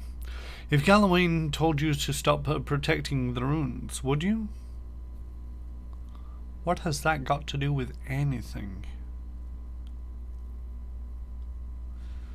But it keeps him talking. The man frowns and motions as if to swing his axe. Hedron winces, but the blow never comes. Instead, the man cocks his head, intrigued. Of course, but he would not. It's not by the command of all gods we accept this charge. How do you know? Because it's consistent with their beliefs, or because it's what you were told? The man glares. It has always been known to my people. I see. And what of Galawain's edict that weakness and age must both be purged by youth and strength? You think Galawain would want some mouldy, crumbling stones to survive long after their builders have turned to dust? The man's nostrils flare as he fumes. He would not. He told us otherwise. I'm sure he did, just not you personally. But why should that stop you from killing innocents? Distracted, the man's grip falters on his axe handle, and he nearly fumbles it, affording Hedron the moment he needs to dodge out of his swing, which comes too late. Howling with rage, the man charges you instead. Yay! We distracted them! I need you to save me now, because they're going to be pissed off at me.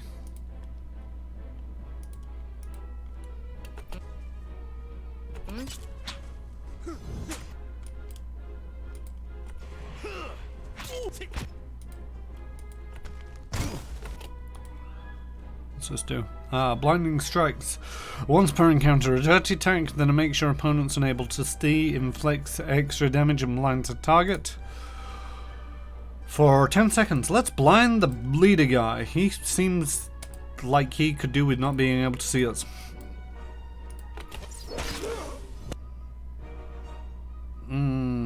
Hey, he's dead.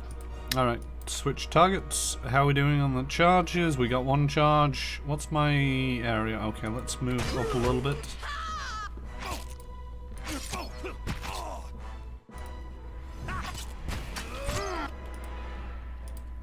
You were a lot more agreeable when you were on your ass. Thank you. Okay, he's dead again.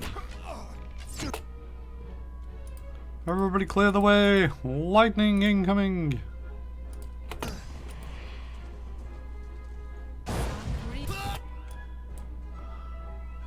Hey, he's dead.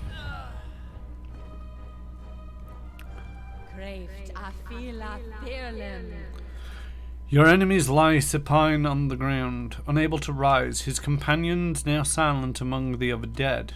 His breath comes wheezing, fitful gasps. He looks not at you, but at the sky above you. Forgive us.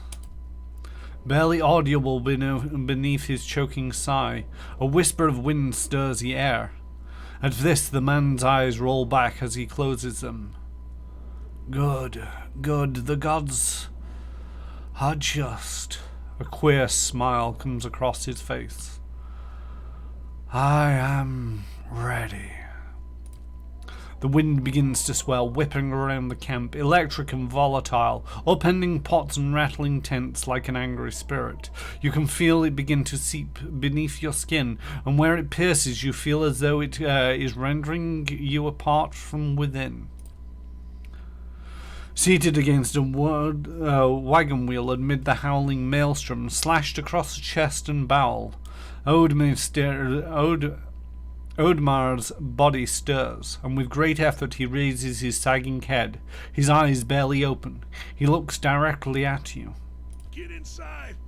Run!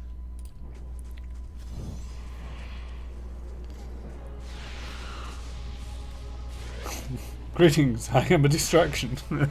Greetings, distraction, I'm small.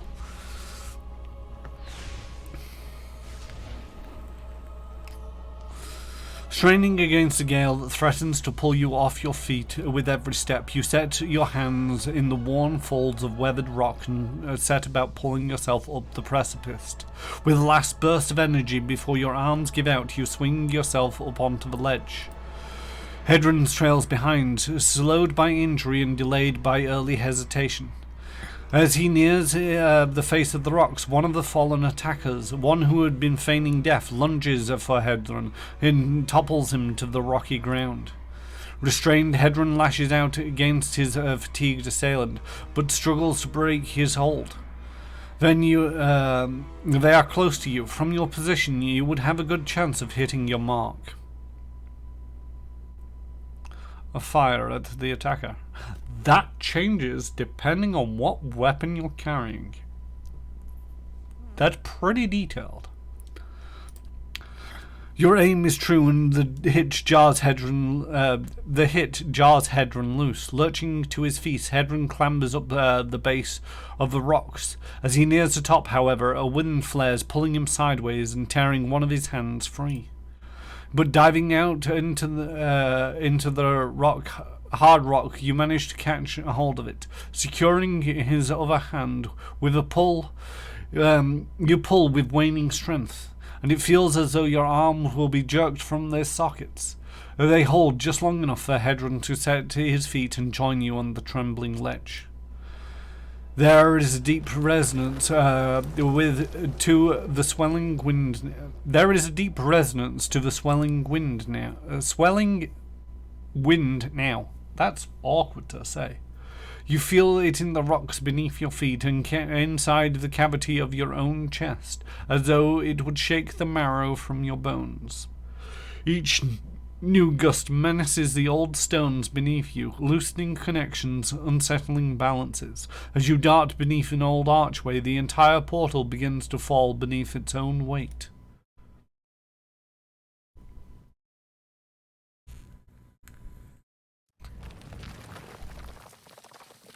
Was that? A Buick. Had to be. Hedron's words come between wheezing gasps. Then we're lucky to be alive. And we're the only ones. We can't stay here. There could be another collapse. We're not getting out that way anyway. Let's get further inside.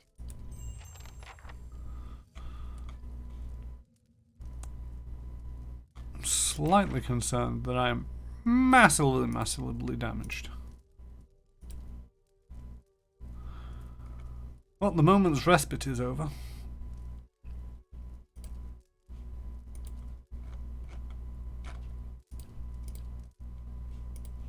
Oh, you can actually write your own notes.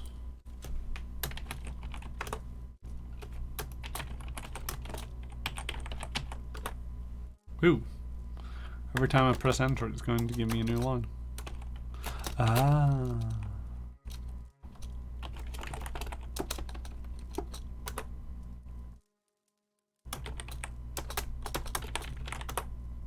It's a bit blur, but okay. You can create many notes for yourself.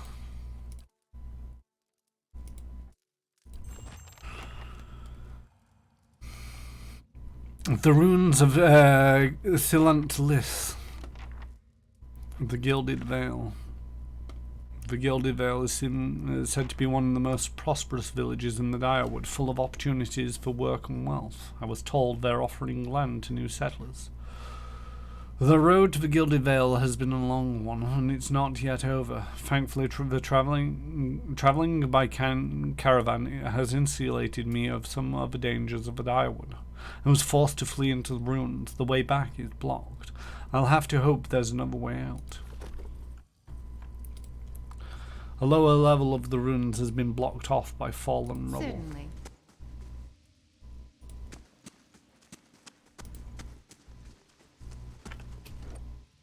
How am I doing for leveling up? 612. That should be far enough. But what now? We look for another way out. Storm has to die sometime. What happened out there? Kaliska shakes her head. Windstorm. Of any other kind you only get in Glenfarth. Not too many people live through them, so it's hard to know what's true. The Glenfarthen call it a bivouac. Beerwick. Beerwick? Beerwick. Wick. To them, it's God's way of reaping the souls of the land that couldn't find their way out, their own way out. But they'll take a living soul as soon as a dead one. Still got yours? Who attacked us? Glenfarthens. Those would be the hut dwellers Odma warned you about. Look to be fangs of Gallowayne, who are the twitchiest of the lot. They go rune to rune looking for fights with colonists. Poor Odma. I think he half expected this once we lost the main road. The Glenfarthen said we trespassed in the ruins. I don't believe that. Odma would never allow it. But as much as the fangs are hotheads, Glenfarthens don't attack without being provoked. Either they saw something and got the wrong idea, or she glances down the passages below. Or there's looters in here with us. That's not something we need right now. What about everyone else in our caravan? Kaliska's lips press together and her chin rumples. Her voice is faint. The wheels got hold of them now. She looks up. Gods grant them better luck in their next lives. You don't seem too upset about all of this. Kaliska looks you in the eye, a volatile current running beneath her voice. Maybe you just don't know me enough to know what upset looks like. And maybe I've seen worse too. Seen worse and kept on walking. Because there's nothing else to be done. And because there's other people who who you care about, who still need you. Let's get going. We survived!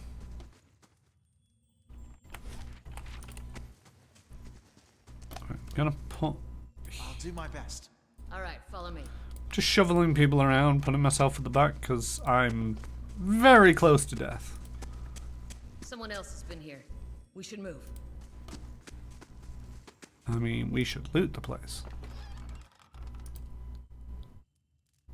They have camping supplies.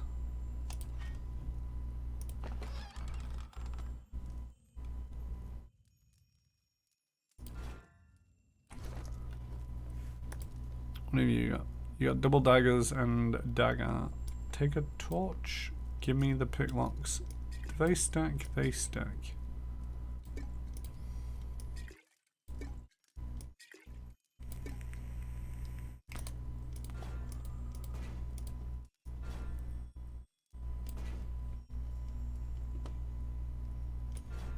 Put stuff that I don't need in the stash.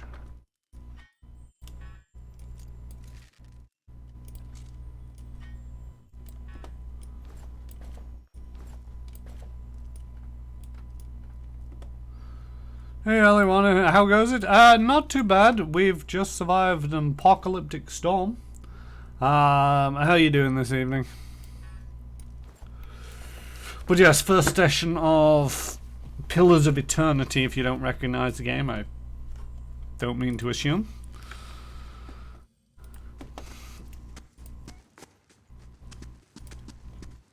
I am playing a female moon godlike.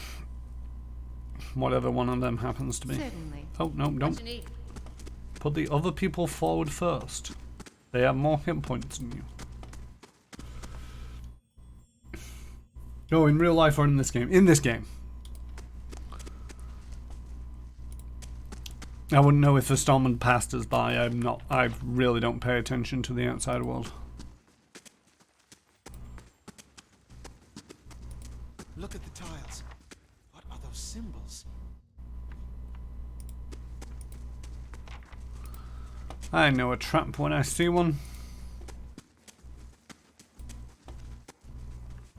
I also know a trap because I've played this bit before. But anyway. A trembling, sickly creature emerges from the dark, clutching a spear. Knobby elbows and thin ribs show through its scaly flesh. But you recognize it as an, Zaurip? Zaurip. It watches you cautiously, breathing in raggedy sighs.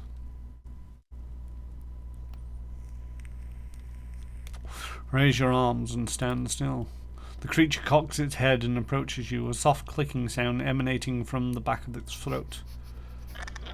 The creature sniffs around you and finds nothing of interest. It steps back and resumes its defensive posture. It's okay, I won't hurt you. The Zaurip recoils, fingers still wrapped tightly around its spear. The creature cocks its head and approaches you, a soft clicking sound emanating from the back of its throat. The creature sniffs around you and finds nothing of interest. It steps back and resumes its defensive posture. Walk slowly back away. The Zaurip watches warily as you go. I don't want to kill the thing, but he seems to be after something.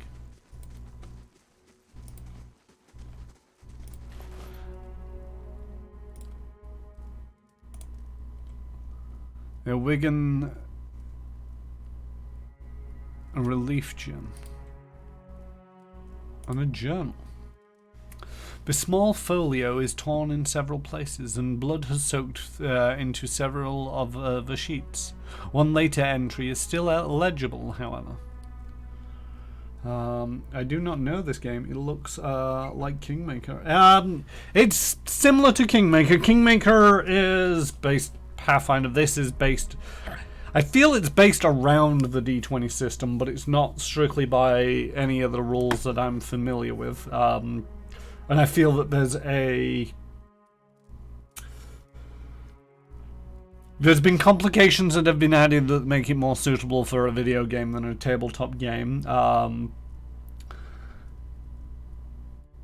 And yes, it kind of plays like Pathfinder or Kingmaker as far as I've played so far, but it is all real time. There's no turn-based, which makes the combat a little bit more harrowing. It also doesn't have, I am playing a Chanter, which is basically a bard of sorts. But I have phrases that I mutter that charge up and eventually I can cast spells with. So this should be interesting, finding out which phrases I can take, because they seem to be very varied at the moment. You know, there was phrases for summoning phantoms and skeletons, also for just making corpses explode. I haven't gone through anything that sinister. I felt like more of a neutralish character, so I've just gone with lightning hands. I can't believe my luck. A few rounds of dice and I got my hands on a genuine Ewigan artifact. Fellow who had it said it was pretty nothing as far as he's concerned, but he's not willing to go digging in some ruins. But if he's right about the gems leading to a hidden treasure, then that's worth sneaking past a few painted elves.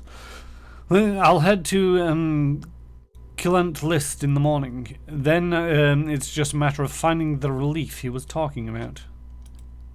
Dum dum da. Wait, do you hear that? No.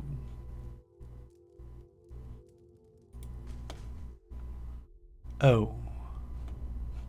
That. I have no idea what that is.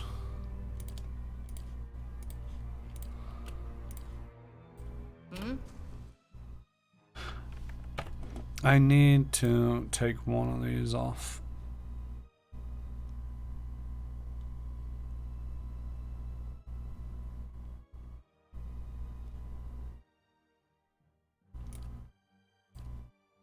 I'm gonna do it on enemy spotted.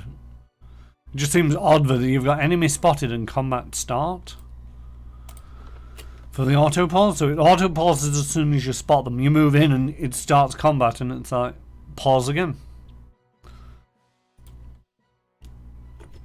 Certainly.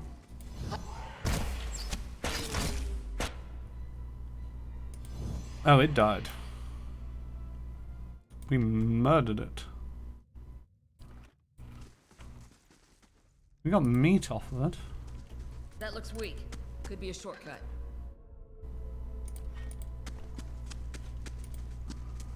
Is that what this thing is after?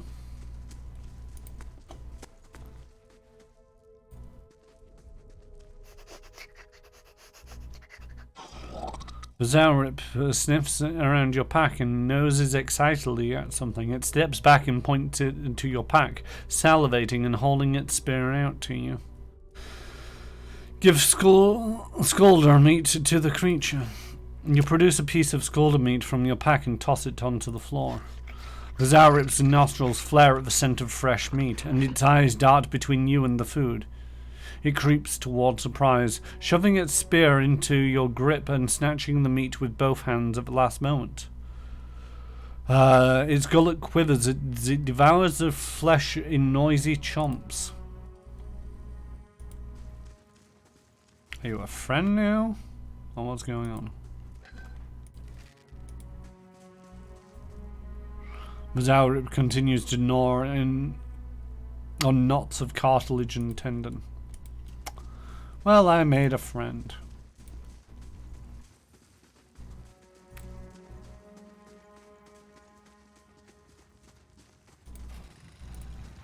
That roundish symbol. Pretty sure I saw it on one of the tiles back there. What you need?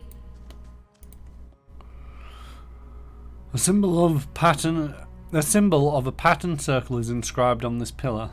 An unlit brazier sits at its base. It could be lit if you had the means.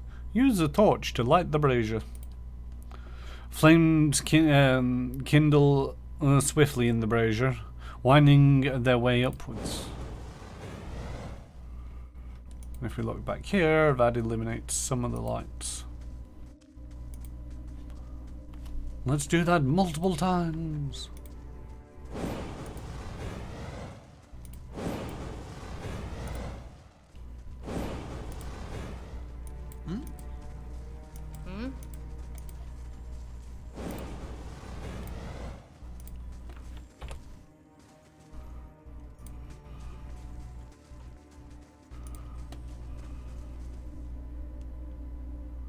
Lesser black ooze. Craved, I feel like Pilgrim.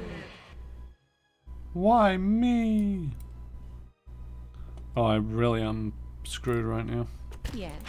Run away!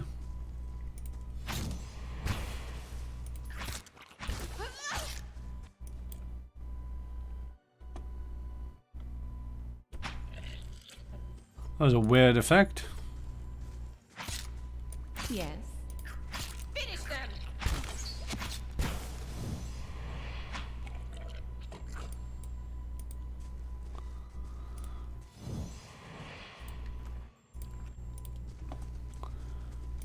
Where'd that slime come from? Viscous and oily, this muck clings to anything it touches. A viscous slick of something dark and tar-like runs down this wall. The shapes and bulges in the ooze suggest that something lies beneath it, but you can't tell what. Use your water skin to clear off the ooze. You rinse the ooze away, revealing the intricate relief of the man's face. The sunburst surrounding has been chipped away in places, but the details of his head, from the tight curls of hair to the ridges of his pointed ears, still showcase remarkable craftsmanship. One eye socket is empty. A gem fills the other. Place the gem in the eye socket. The chamber begins to rumble, stray rocks dancing across the tile floor. Finally, a large section of the wall gives way. Another ooze! Power of the wibbly wobbly screen. What you need?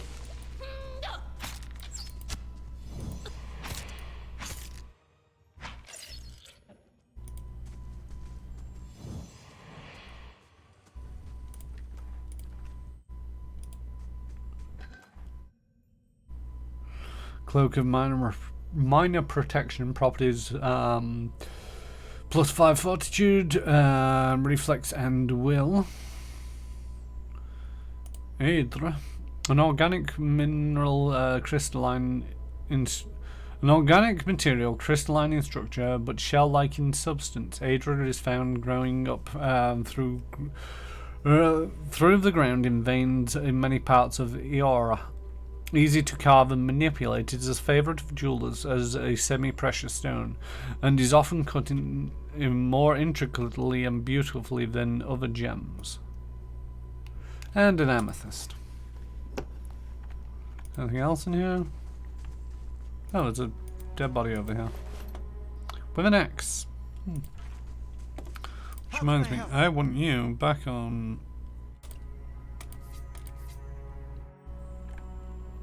How do I get you to change groups?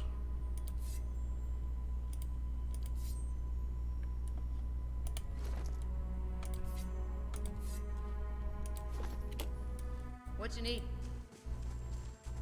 Oh, the flame is now on your belt. Oh, that's an interesting aspect. I can see in Kaliska's armed.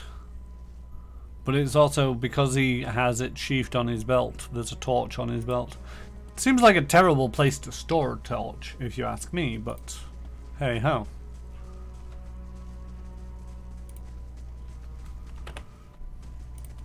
I'm metagaming a little bit here, I know. That there's also this wall over here. A crack runs along this wall from floor to ceiling. A light gust of air passes through it. Push on the wall. Despite the damage, the stone looks heavy and solid. Send Kaliska. Kaliska pushes with all the might and the cracks begin to spread. Finally, the ancient masonry gives way. The wall crashes down, revealing a circular room ahead. I could scout ahead, see what's around the corner. Oh How yeah. can I help? You do the whole scouty thing, don't you? There are worse places to store a lit torch. There are also more sensible places to hold a lit torch. And also, you know, it's like I'm sneaking around. Ooh, ooh, ooh, ooh, ooh, move away, move away, move away. It's one of them things where I kind of like it about this. It's like if you get too close to the enemy and they start noticing you, it isn't a straight up, oh that's it, it's over. Which I suppose to a certain degree is unrealistic.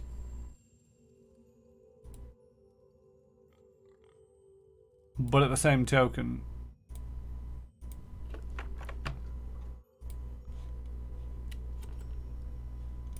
What you need?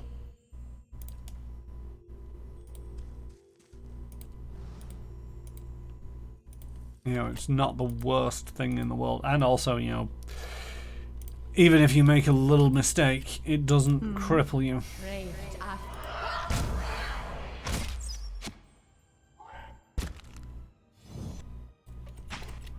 I could do with you not coming at me.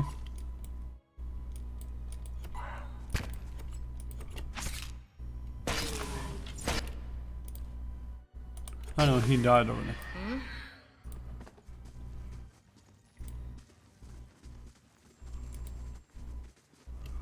These guys don't even have any loot.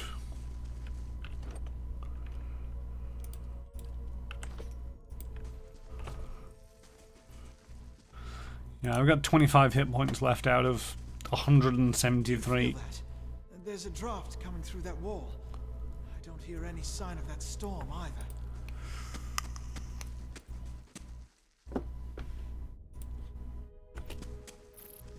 Great, I feel.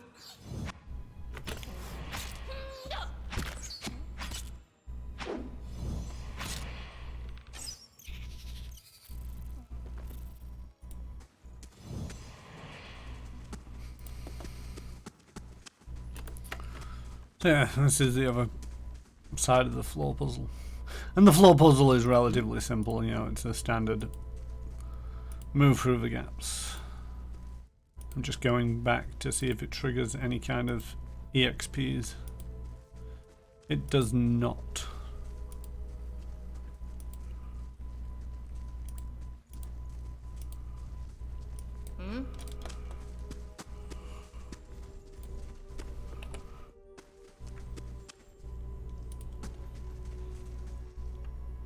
Bum, bum, bum. Great, I feel like. That's big spider. Blind the big spider. I said blind it, I didn't get poisoned by it.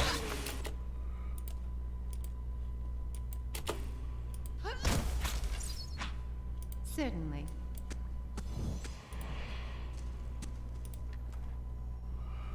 A spear spider leg. Spear spiders have long tempered front legs ending in a sharp point which they use to impale their prey. This leg has been covered in small backwards facing barbs. Nice. Bats as large as chickens are strung in the web. A bloodstone and a rapier.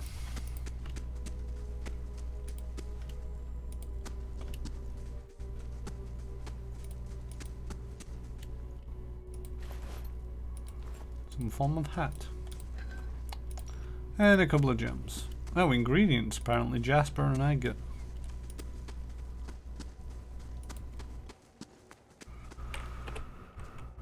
Just metagaming here a little bit.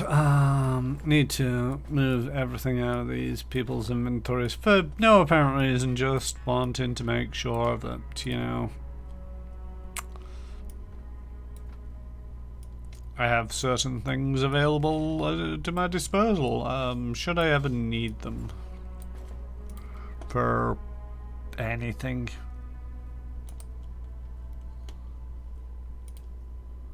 Just What you need? keeping them safe.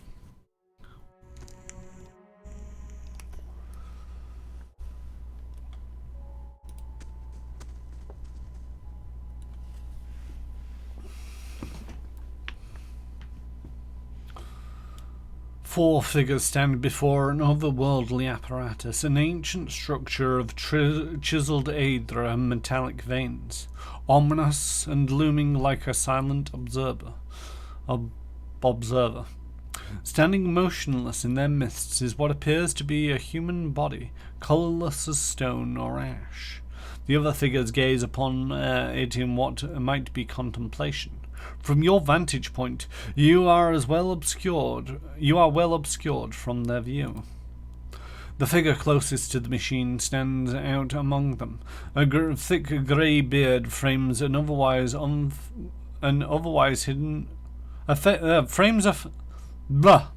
thick grey beard frames a face otherwise hidden beneath a metallic mask. His faded robes are embroidered with a runic language unlike you have ever seen, and he wears a strange black headdress with two protrusions that jut out like wings of some malevolent creature. Oathbinder, bear witness, and see this man has kept his word true to his last breath, full to his blood's last drop. Guide his soul, queen that was, and regard it among your favored. Let his life by the key be his confession. let his death by the key be his absolution. May he walk the world ever free of the crushing weight of the book. Your brother has done his part, and you have seen the power of his contribution. I will accept no further hesitation from the rest of you. In the sight of the Queen that was, will you fulfill the oath? Will you take your place beside your brother in the endless esteem of her memory that is without flaw? Step forth and be assured of the great worth of your life's course.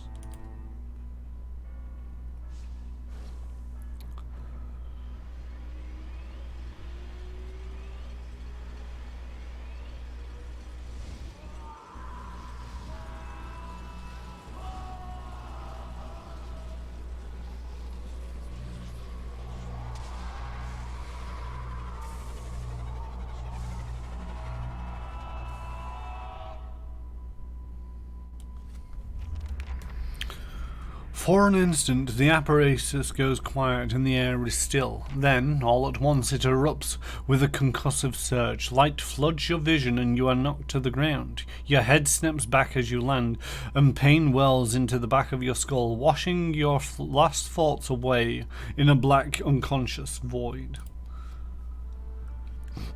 You open your eyes to a different place, another time. You stand in a circular room, grand and domed, its walls lined with Aedra and trimmed with copper. The style is ancient, but the chamber is unweathered.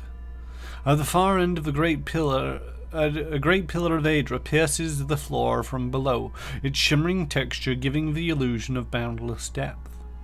Encircling the pillar is an apparatus much like the one you have just seen, but immense and multifaceted and intertwined.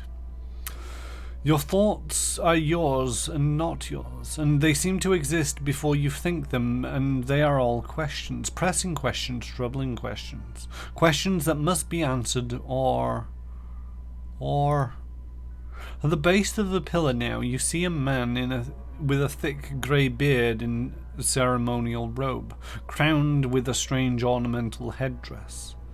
You know this man. You are walking towards him now at a pace that is hurried, while trying not to appear so. You have something you want to ask him, one question above all. The question spins madly in your mind.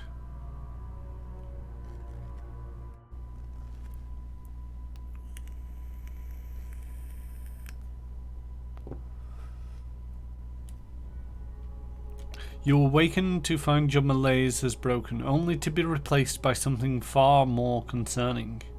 Faint whispers are audible at the edge of your hearing, like a ringing in your ears that does not subside. Movement flits through your periphery, but when you turn to look, you see no sign of whatever it was. You find your gaze regularly darting this way and that, an involuntary paranoid tick. If this is a sickness, it may be dangerous to go without treatment for long. The figures at the machine stand frozen in place, flesh and blood replaced by cinder and ash. The man who led them here is nowhere to be seen.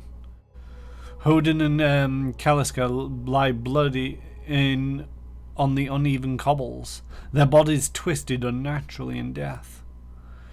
You are alone and far from help. Gilded Veil may be your best hope of receiving treatment before things get worse. Hi, leveled up! And loot their bodies. I couldn't remember whether we got loot or not out of those guys. I have major fatigue and a swollen eye. And a level up. How do I apply level ups in this one?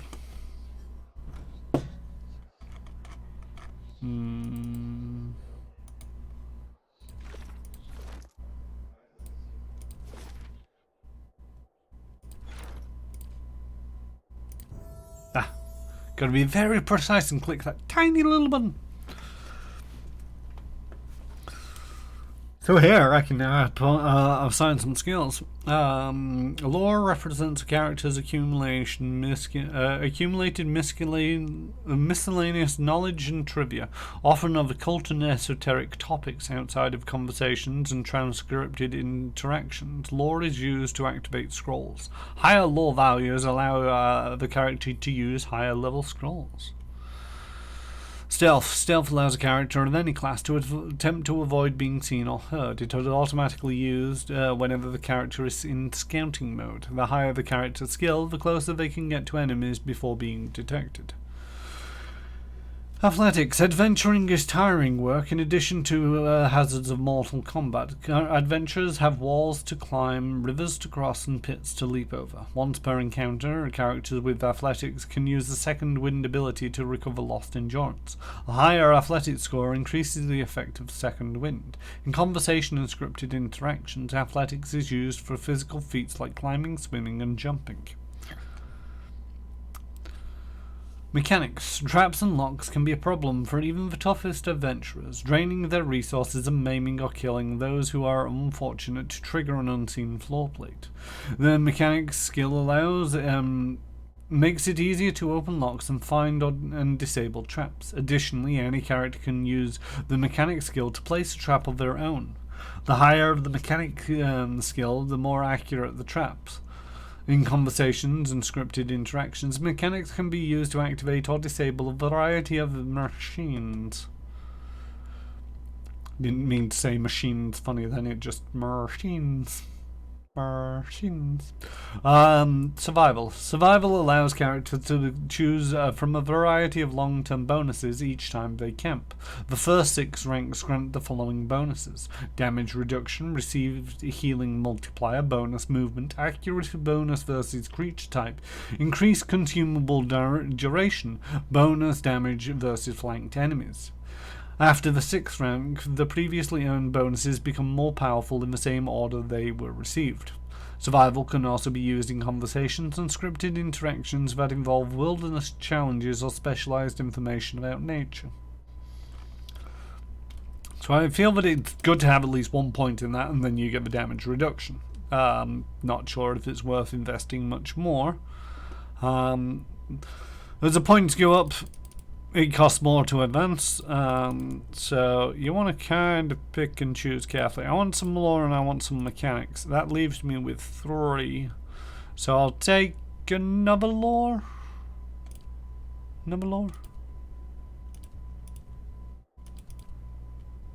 Or shall I take another mechanics? I think mechanics is probably a good idea. It says use level 2 scrolls. I've not even come across a scroll yet, so there's probably a reasonable chance that I'll get another level up before coming across a level 3 scroll. Whereas the mechanics, I've already come across locks. Maybe. Who knows? I'm not sure if to put a rank in athletics just because it's useful, or whether unused points will carry over to the next level. I'm going to bank that extra point. Focus on the lore and the mechanics for the Kashra here. With her cloak that does not obey the laws of physics and goes through her head.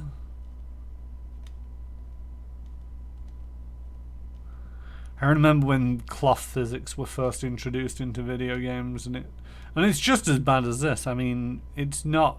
It flows like a cloak, but it disobeys certain physics when you're really mucking around. Anyway, next. More words.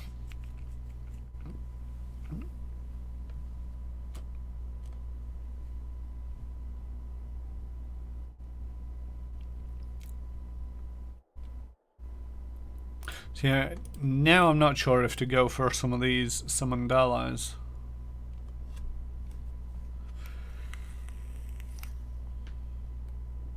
Oh no, this is a spell. Okay.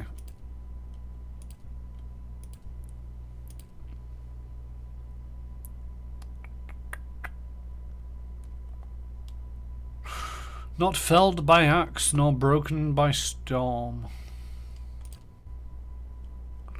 Talents. Talents can be used to customize your character beyond your class ability choices. Some talents modify existing abilities, but others add new abilities of their own. A subset of talents are class specific, but most can be taken by characters of any class. So, clothing physics, what's that? Is it food? Can I like eat it? Oi. No, you can't.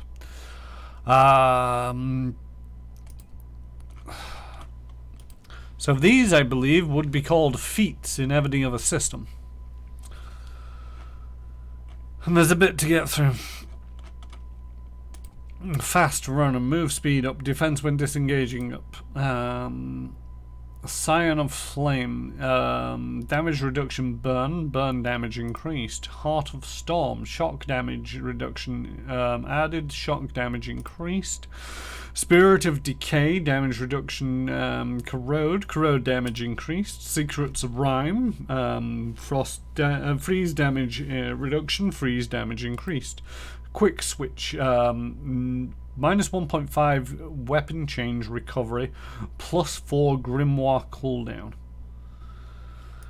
Wound binding, plus 40% health over 11.7 seconds. That'd be 44.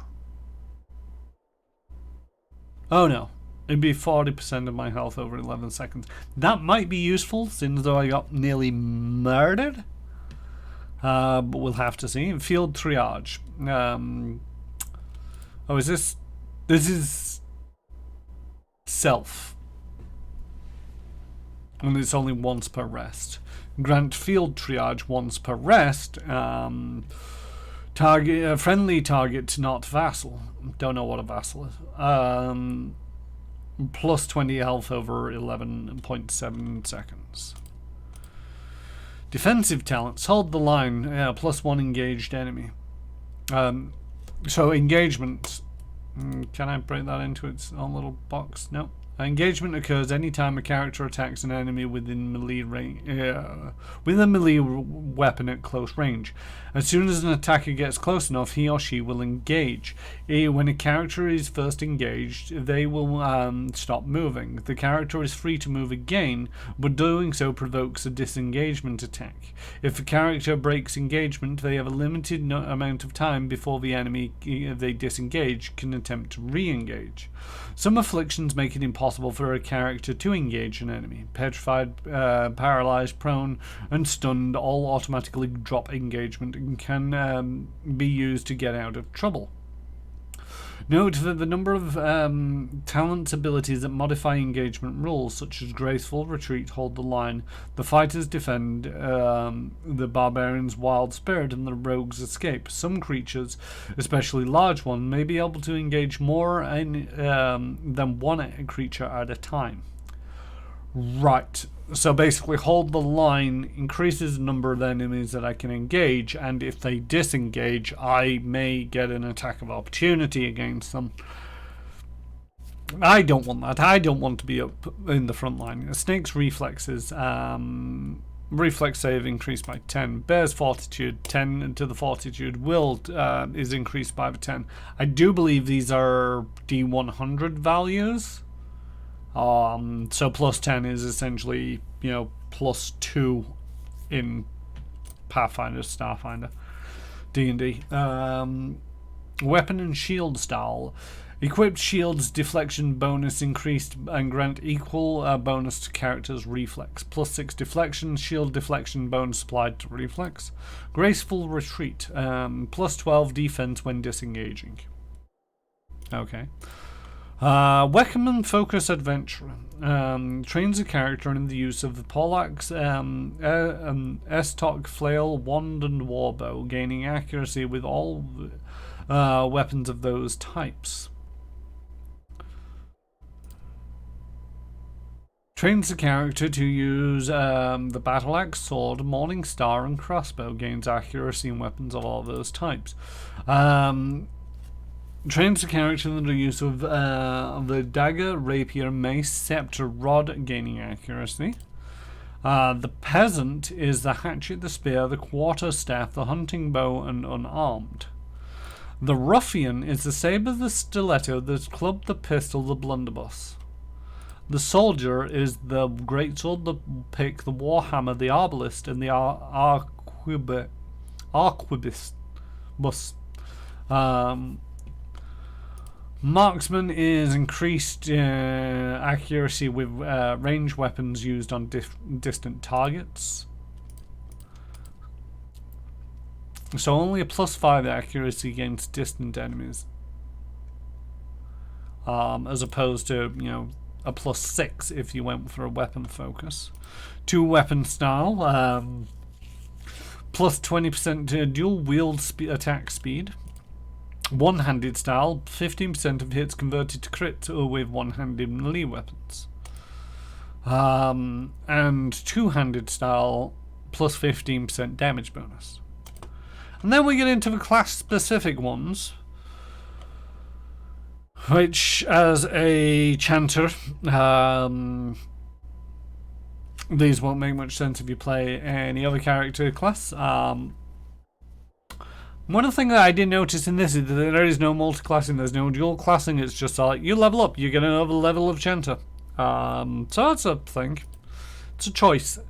Invokes a primal energy, ancient memory. Invokes a primal energy, causing allies within range to benefit from constant endurance regeneration while the Chanter is chanting.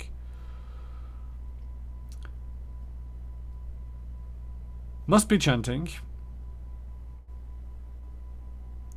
Speed average. Area of effect 5.44 meter radius from caster. AoE duration. Allied AoE +2 endurance. Bases 2 +1 every 3 levels after 1. Okay, so that again portrays me as slightly more as a healer. Acolytes Radiance. Nuanced faith in the gods has allowed this character to unleash a wave of spiritual energy similar to a priest's holy radiance. Once per encounter, fast, friendly target plus 6.8 meters radius from caster. Friendly AoE plus 8 endurance. Foe AoE only vassals.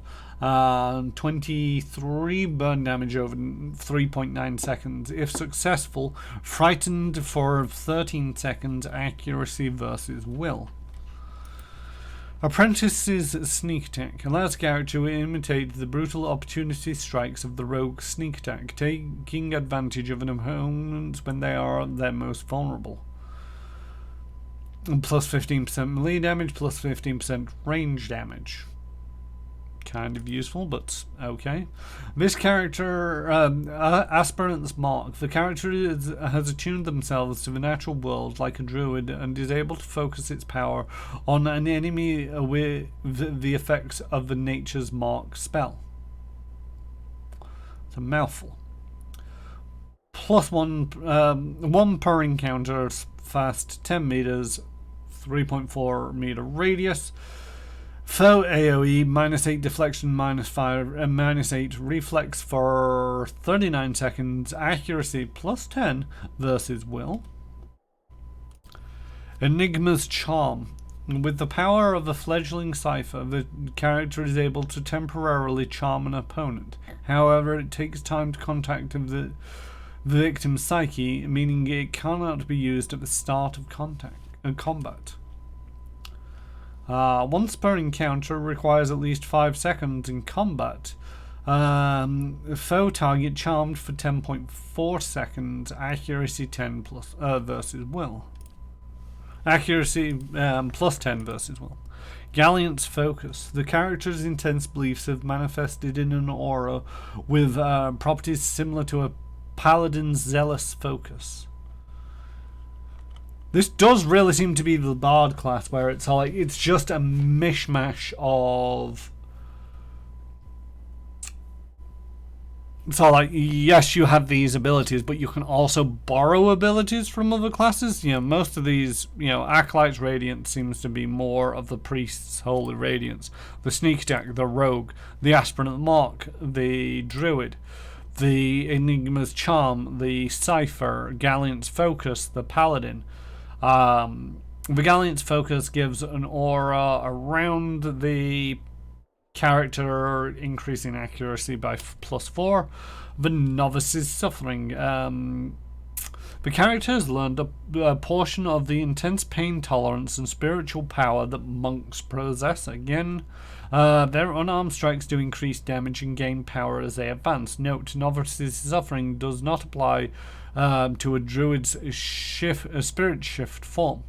Okay, so that might not be this might not be just my class, because that suggests that that could be of a different classes of the druid, at least class ability.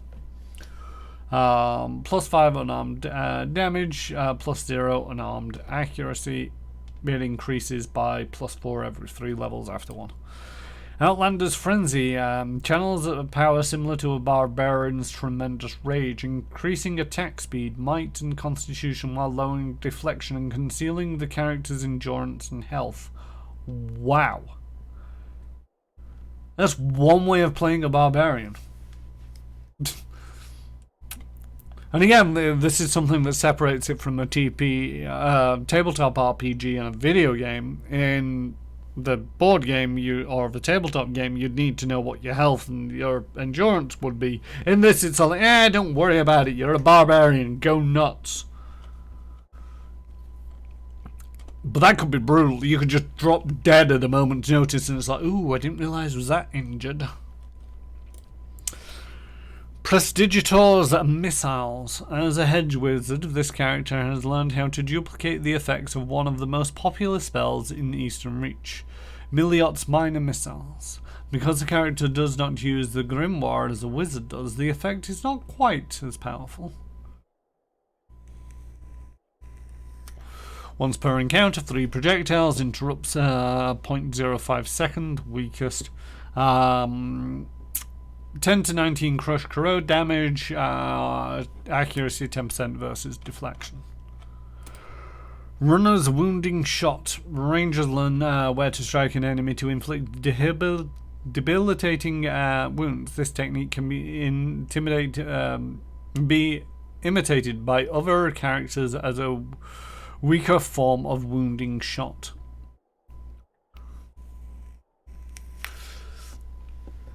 If successful, hobbled for 13 seconds, accuracy versus fortitude. User primary attack 10 to 15 pierce.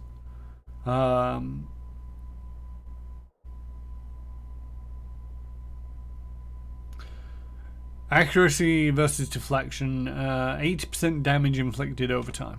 And veteran's recovery. By adopting the strict discipline of the fighter, the character is able to pace themselves in combat, steadily regaining endurance over time.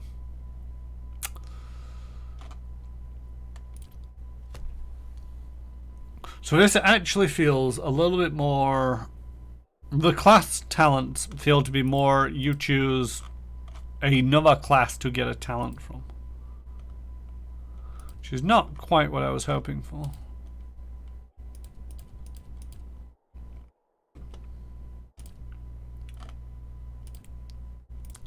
So I think to a certain degree what I should do is pick a weapon grouping.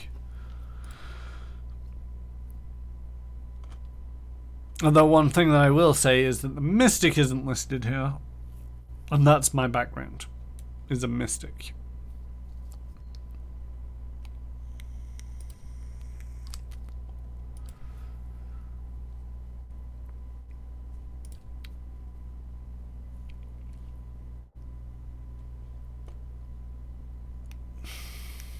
See, the Noble doesn't seem to have anything that's ranged unless a rod or scepter is ranged. Probably not the scepter, but maybe the rod. It could be a rod of something.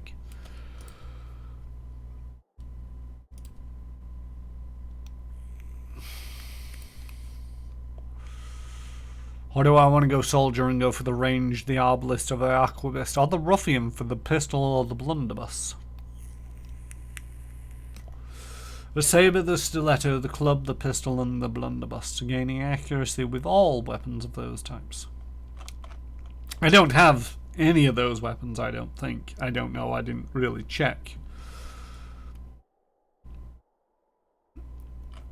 Or do I just go for the general marksman, which is range weapons used on distant targets, and I get +5 for any range weapon? Or do I go for the +6 for a select few weapons, but it also allows me to blend melee and ranged? I think I'll go with that. The ruffian, the saber, the stiletto, the club, the pistol, and the blunderbuss. And there we go, I'm a level 2 Chanter. Please heal me on level up. You didn't heal me on level up. I am not looking healthy. Oh, well, I got some health on level up. Although I am also major fatigued, which is reducing my maximum endurance by 25%, was it? 25%. Certainly.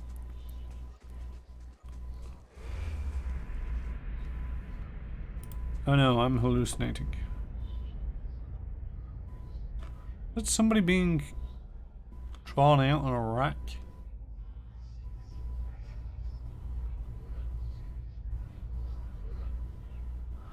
I mean, if they are being drawn out on a rack, they're moving their arms far too much. Oh, did I miss anything up here? I did miss something up here. Fire cap. Thryer cap.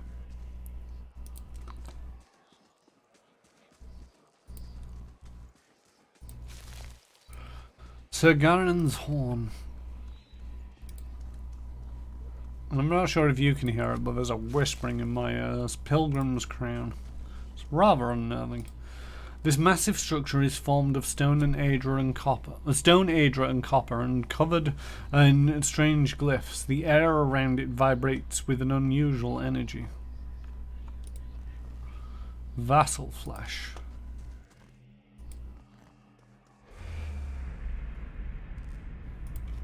Somebody's been tied up to a pyre.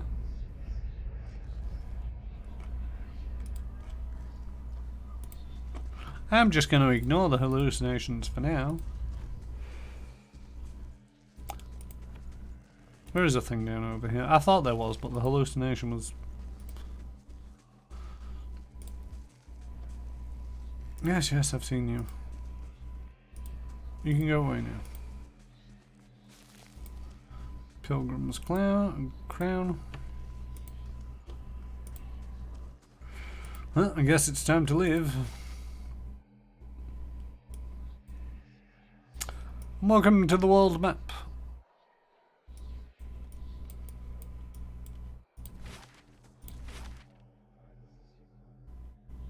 The Veilwood.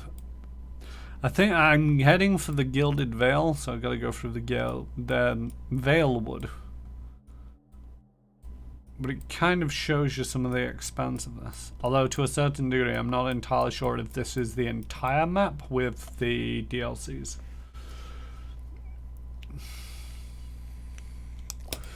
So, to the Veilwood. It will take you 6 hours to complete your journey from Silantis to Veilwood. Nowhere better to go.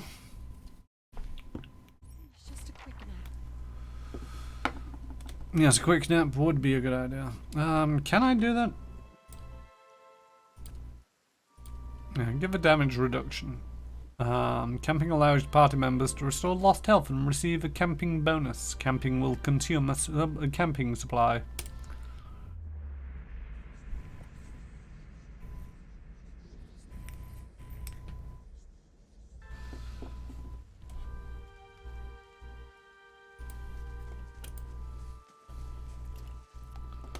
There we go, I feel much better. And I get +1 damage reduction. Oh? I like the way that it's like I camped over there, did not notice his dead body over here. Oh, that's a thing that I need to do. Now that I have a weapon style,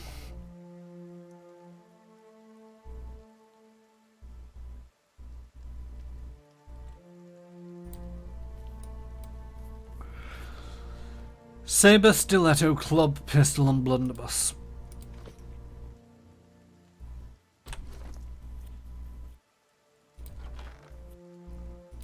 Right, let's put everything into the box. Apart from anything obvious.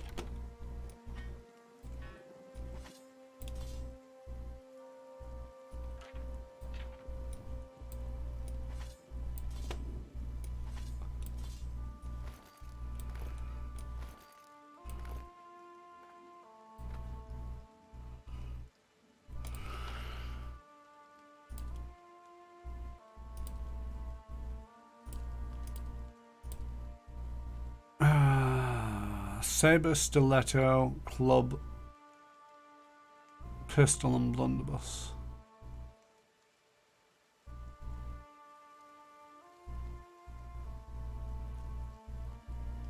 I have none of those weapon types available. Tattered journal can go in there as well.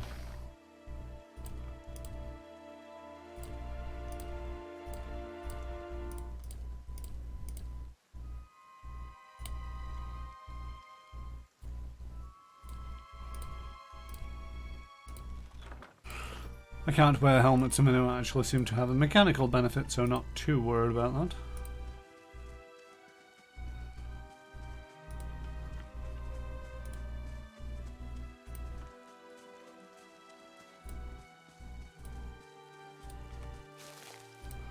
Blood moss.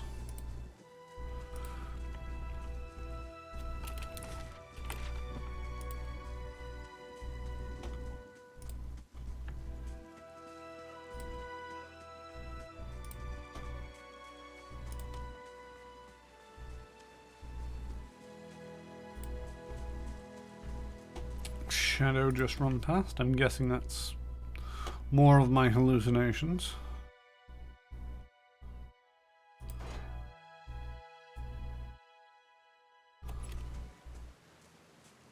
An outlaw.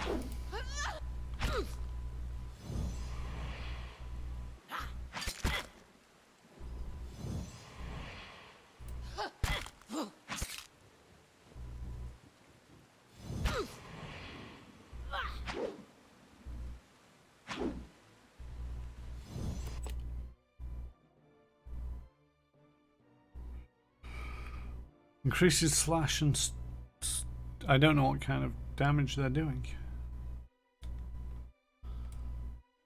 He slashed at me. Okay, so if I do this one, does this include self? Screw it, just lightning the guy. If in doubt, lightning. Craved, I feel I fear them.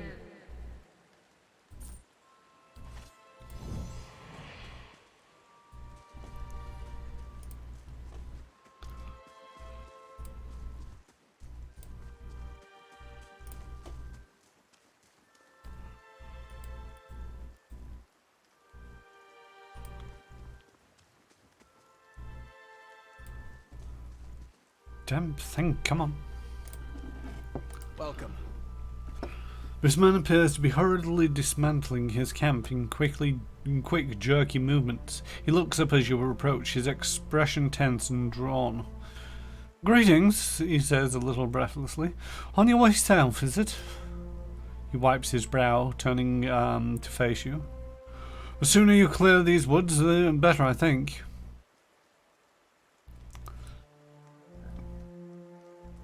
Our caravan was attacked. I'm trying to get to the Gilded Veil. Hard luck. Sorry to hear it. You should be fine from here. There's no missing the veil. If you just keep to the road and you haven't walked, and you haven't far to walk. But if you want to keep clear of the place after that, we were just attacked north of here. Me and a friend of mine, we came out here to hunt some deer. came up to a bear instead. Great monstrous things, and Pearly, he didn't make it. He shakes his head. I don't know what I'll tell his wife. In any case, the forest has already cost me a friend. I'm heading home before it takes anything else. Who are you? Who are you? Name's Norton, born and raised in Gilded Veil. Haven't had a spot of luck since. Well, luckier than Pearly, I suppose. In any case, the forest's already cost me a friend. I'm heading home before it takes anything else.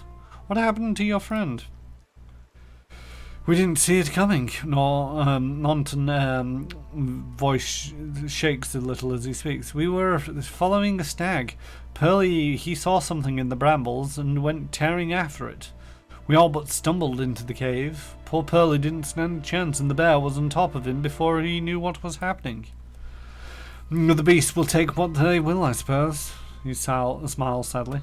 And this time, Galloway's favour fell upon the bear. Where did you find this bear? In a cave, ways up that way. He turns and points northwest. I wouldn't seek it out if I were you. It was a great brute of a beast. Would hate to hear it took another life. Farewell. Alright, I'm not going to. I'm going to gather some allies and then go that way. Ha ha ha ha. And feed them to the bear. What was the signpost? Northwest to Giron's Gasp. South to the Gilded Veil. Northwest. Oh, there's somewhere northwest of here, apparently. We'll find it eventually. It will take you 8 hours to complete your journey to the Veil, from Veilwood to Gilded Veil.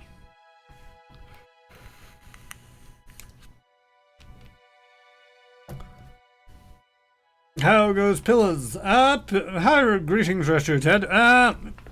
It goes okay. I mean, pretty much just started. This is, you know, as with most of the games that I've played here on stream, this is the part that I'm familiar with a little bit, so it's just going through the motions. I am playing a female moon godlike who is I want to say Chanter. Yes, I'm a Chanter, which is kind of a mix between a bard and a Solarian. As far as D&D and Starfinder go. But you've come in towards the end of my stream, I'm afraid to say. I say towards the end. We've got 15 minutes yet.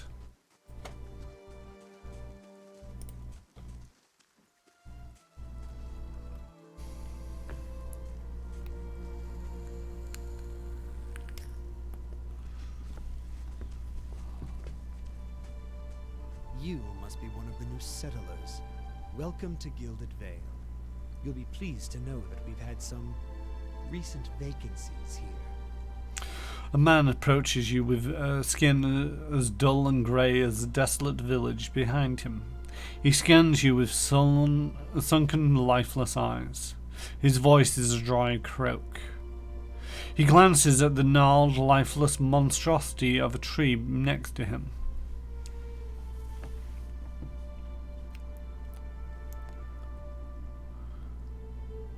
Do you welcome everyone this way? The only answer you hear is the buzzing of flies from the tree. Of course, we'll need to make some inquiries first. The inestimable Lord Radric VII has taken great pains to insulate our town from Widewind's legacy. Have you ever conceived a hollow-born child? His gaze swivels back to you. He appraises you over half-moon spectacles and scratches his chin. What are you talking about? An infant born without a soul, of course.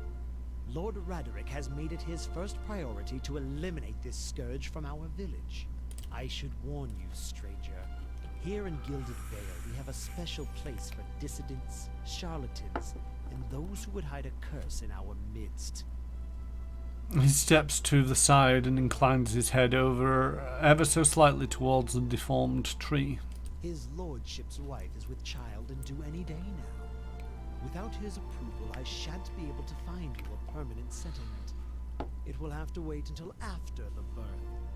We can continue our interview then, after the bell tolls from Radric's hold to signal my lord's new heir. In the meantime, you can find temporary accommodations at the inn just southwest of here.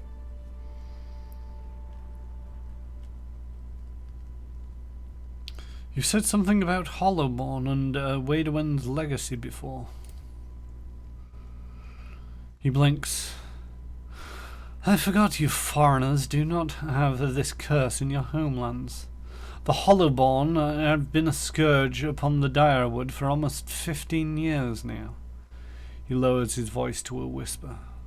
Children born without souls. He shakes his head.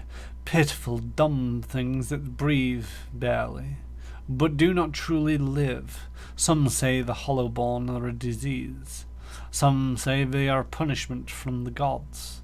He raises his empty hands. In truth, no one knows, but they began spreading after the Saints' War, and so the name Wadewen's legacy struck in the honor of that foul, blasphemous pretender. His voice shakes with vitriol. I see.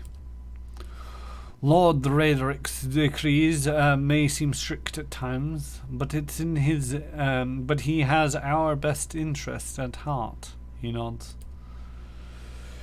If you have any other questions, don't hesitate to ask. It's important that everyone in Gilded Veil understands our rules. Before I got here, I saw several people conducting a strange ceremony near some ruins. He regards you carefully. You'll want to mind where you mentioned that. Trespassing on Eowygand ruins is illegal, not to mention dangerous. You probably saw someone attempting some new ritual to appease the gods. People will try anything these days. Barath have mercy. We certainly have.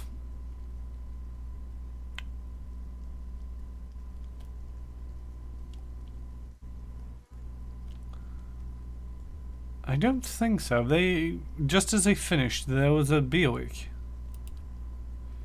He polishes his spectacles on his sleeve. If you'd have been that close to a Beowig, you wouldn't be standing here. I've been feeling strange ever since a close call with the Beowig. Is there someone in town who could help? Whatever your problem, it sounds like a matter for an animancer. However, the only animancer in Gilded Veil isn't in any condition to speak. Consider yourself fortunate. After she failed Lord Radric, we saw to it that she wouldn't profit from the misplaced trust of others. A bad cure is often worse than none at all. The magistrate frowns. He points at our body hanging from the tree. But if you're set on finding a bottle of troll piss or a dead Aedra pebble to rub on your forehead, you're welcome to check her pockets. A little corpse stink is nothing when you're digging for shit. My advice, however, is to be satisfied that you escaped and leave it at that. Goodbye. Keep out of...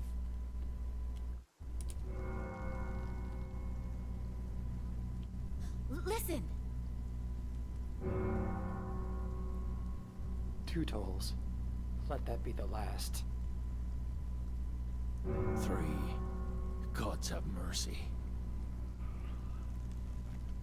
It seems your arrival is ill-timed. Urgrate looks towards the east, his expression unreadable. He blinks slowly and turns his attention back at you. 3 bells toll only for the death of a Radric. Fear Lord Radric's heir is lost, or else Hollowborn, and so lost all the same. You should tread carefully. Circumstances have changed a great deal. A peculiar spasm crosses his face, and the corner of his mouth quirks up in a mirthless smile. What do you mean? You come at us at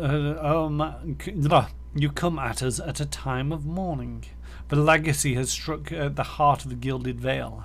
Our efforts to redeem ourselves in the eyes of Barath must be redoubled. He sets a steady gaze upon you. What happened? He shrugs one bony shoulder. I will know more details when the messenger arrives. The vagaries of childbirth, perhaps. But that is not your concern. Does this affect the Lord's offer on to new settlers? I can't be sure of nothing right now. I'd advise you to get some rest in the inn, or a stable for all I care. Find me afterwards. I will know more soon enough. Farewell.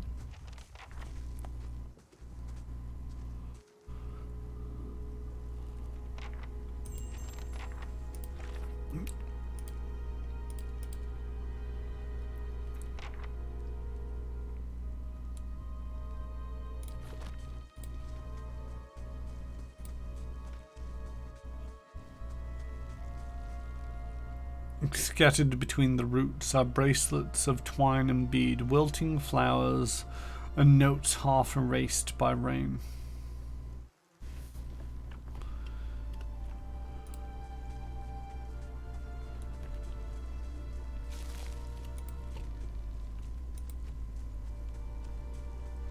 Were you looking for someone in that tree? I could introduce you.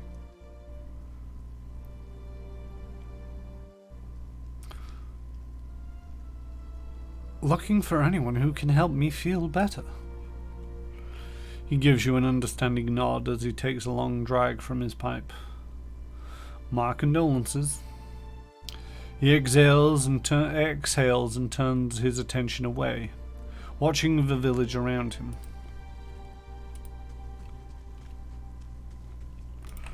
Said go to the inn.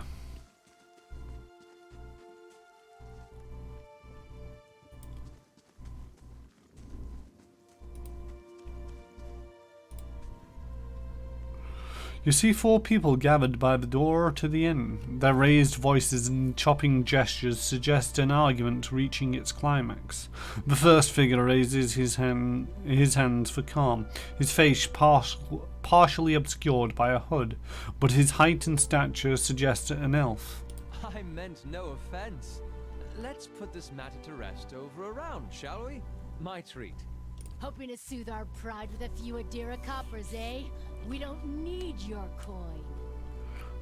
The others, two folk men and a elven woman, don't look convinced. The woman crosses her arms. She spits at his feet.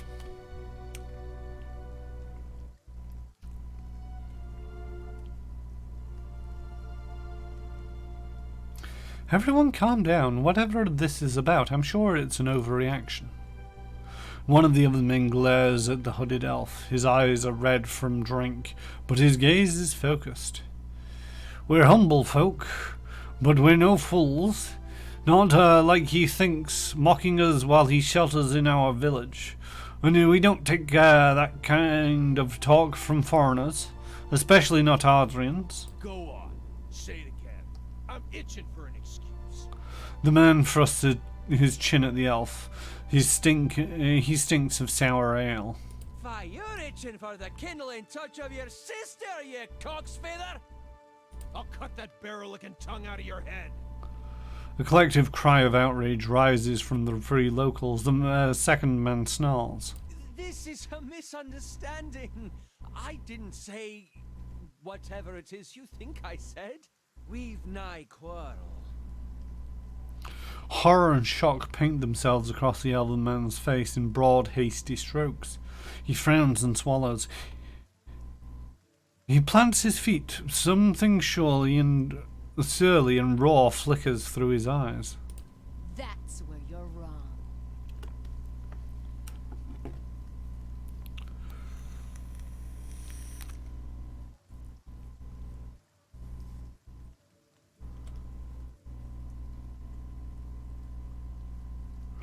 Back down, all of you. This is absurd. No one gives us orders, foreigner. They squint at you through red, bleary eyes. It sounds suspiciously like you're defending him. And now, apparently, I'm getting into combat with these people. Great. And they're commoners, so they die easily enough.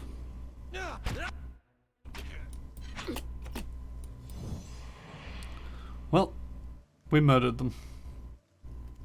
As the last of the attackers falls, the elf turns to you, the tension almost gone from his smooth face. Not quite how I hoped to get to know the neighbors. Thank you for your timely assistance with that awkward situation.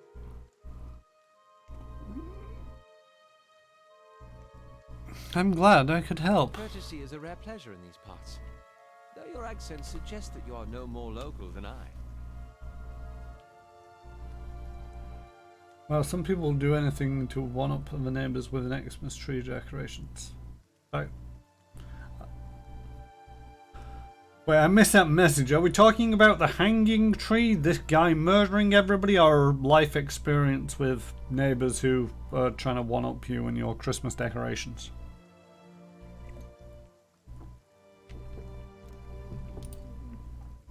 He straightens his hood and you note the remains of a fraying embroidery on his gloves.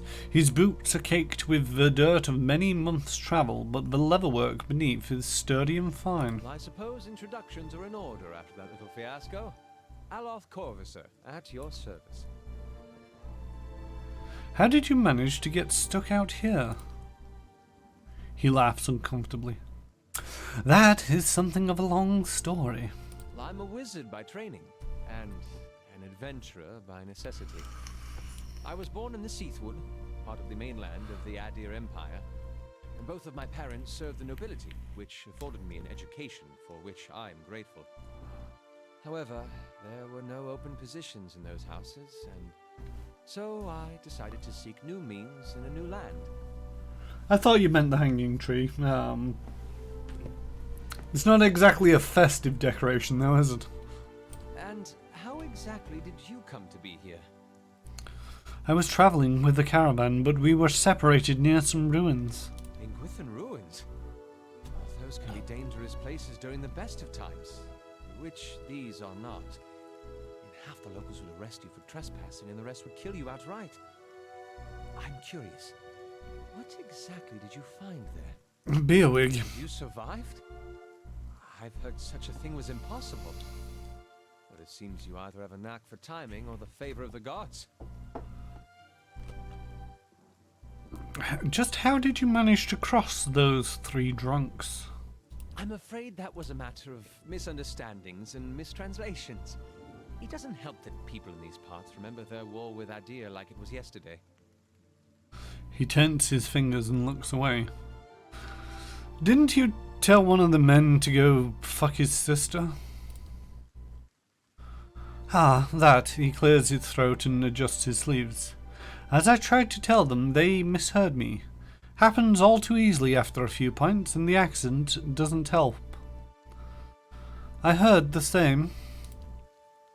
For just a moment he looks as if he's about to say something else. His expression brightens with mischief, but before he can speak he forces a tight smile, biting his lips so hard you expect to see blood.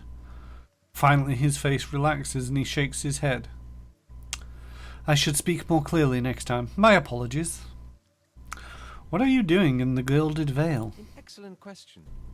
I came looking for fresh air and cheap land. Instead, the magistrate gave me directions to the inn and a story about the local lord's expectant wife.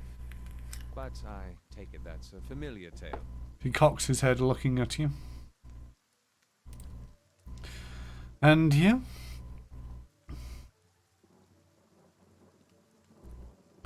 Like you said, I'm also a settler.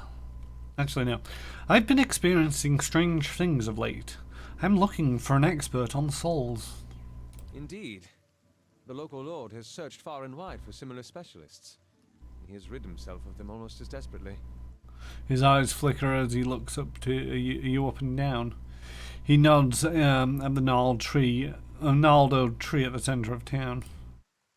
His darting glance takes in the tumbled down buildings and fallow rock-strewn fields. I expect that such expertise would be best sought elsewhere. You don't exactly look like a settler. Begging your pardon, but neither do you. Yet, circumstances can find a person in the strangest of places. A sly grin crosses his lips. I should get going.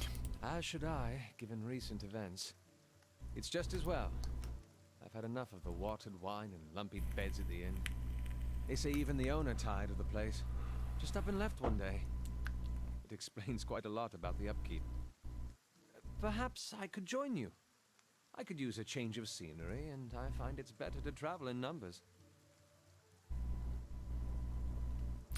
And so do I. Let's go then. Excellent. I shall follow you.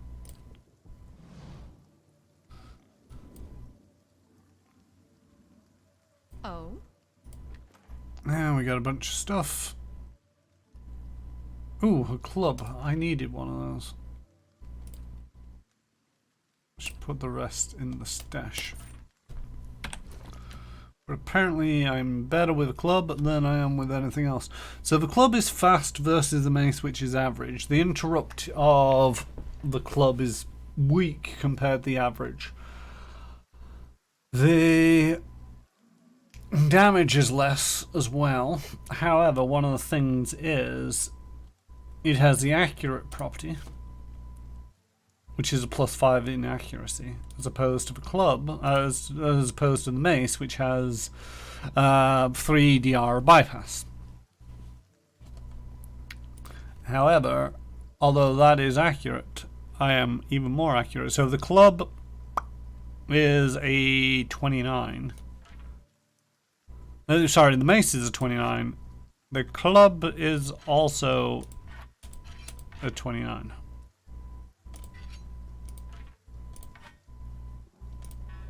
Apparently.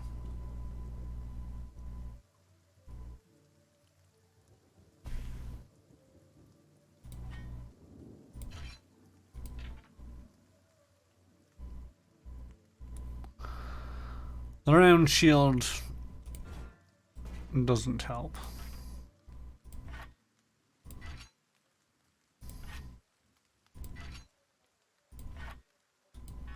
Didn't I take... Wasn't it club?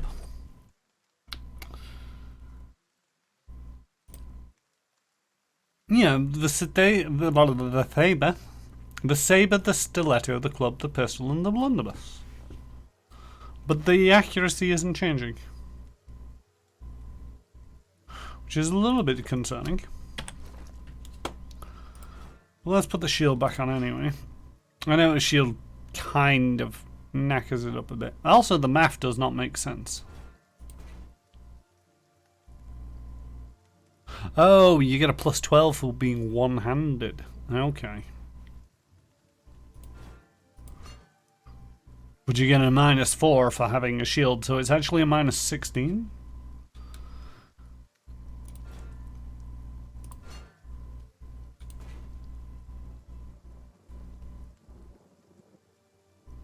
Okay.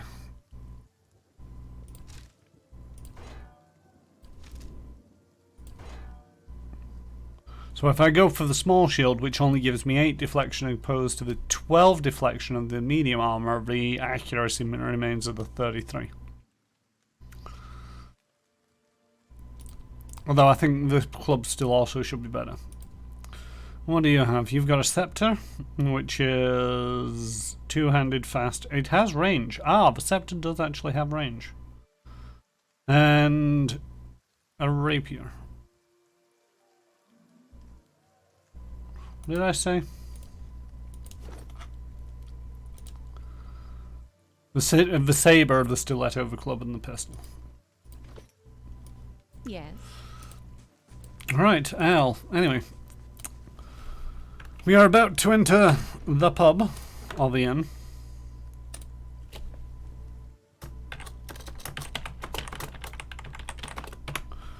But that is where we are going to leave it for today.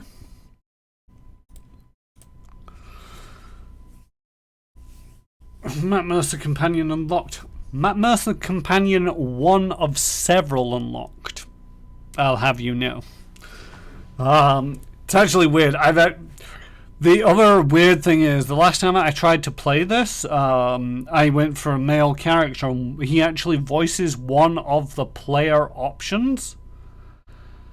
So I ended up with a party where there was at least 3 Matt Mercers in there.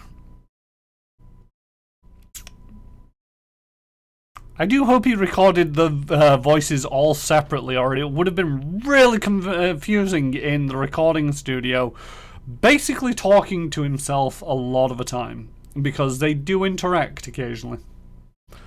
But anyway, yes, this has been the first stream of Pillars of Eternity. This is likely to be continued on Thursday, 8 o'clock GMT.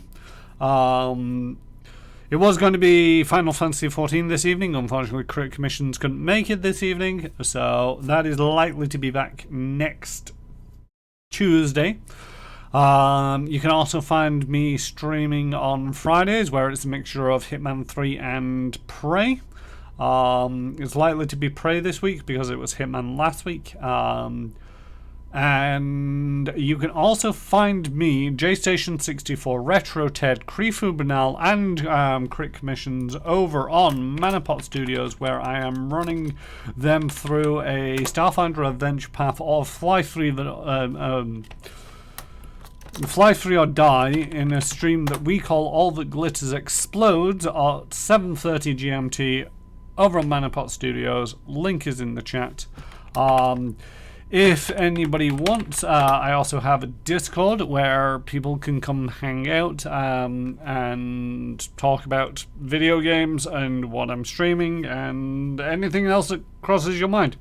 On there, occasionally when I have a spare 5 minutes to play some other video games, I will also stream them live to the Discord. And you can also chat with me as I do so.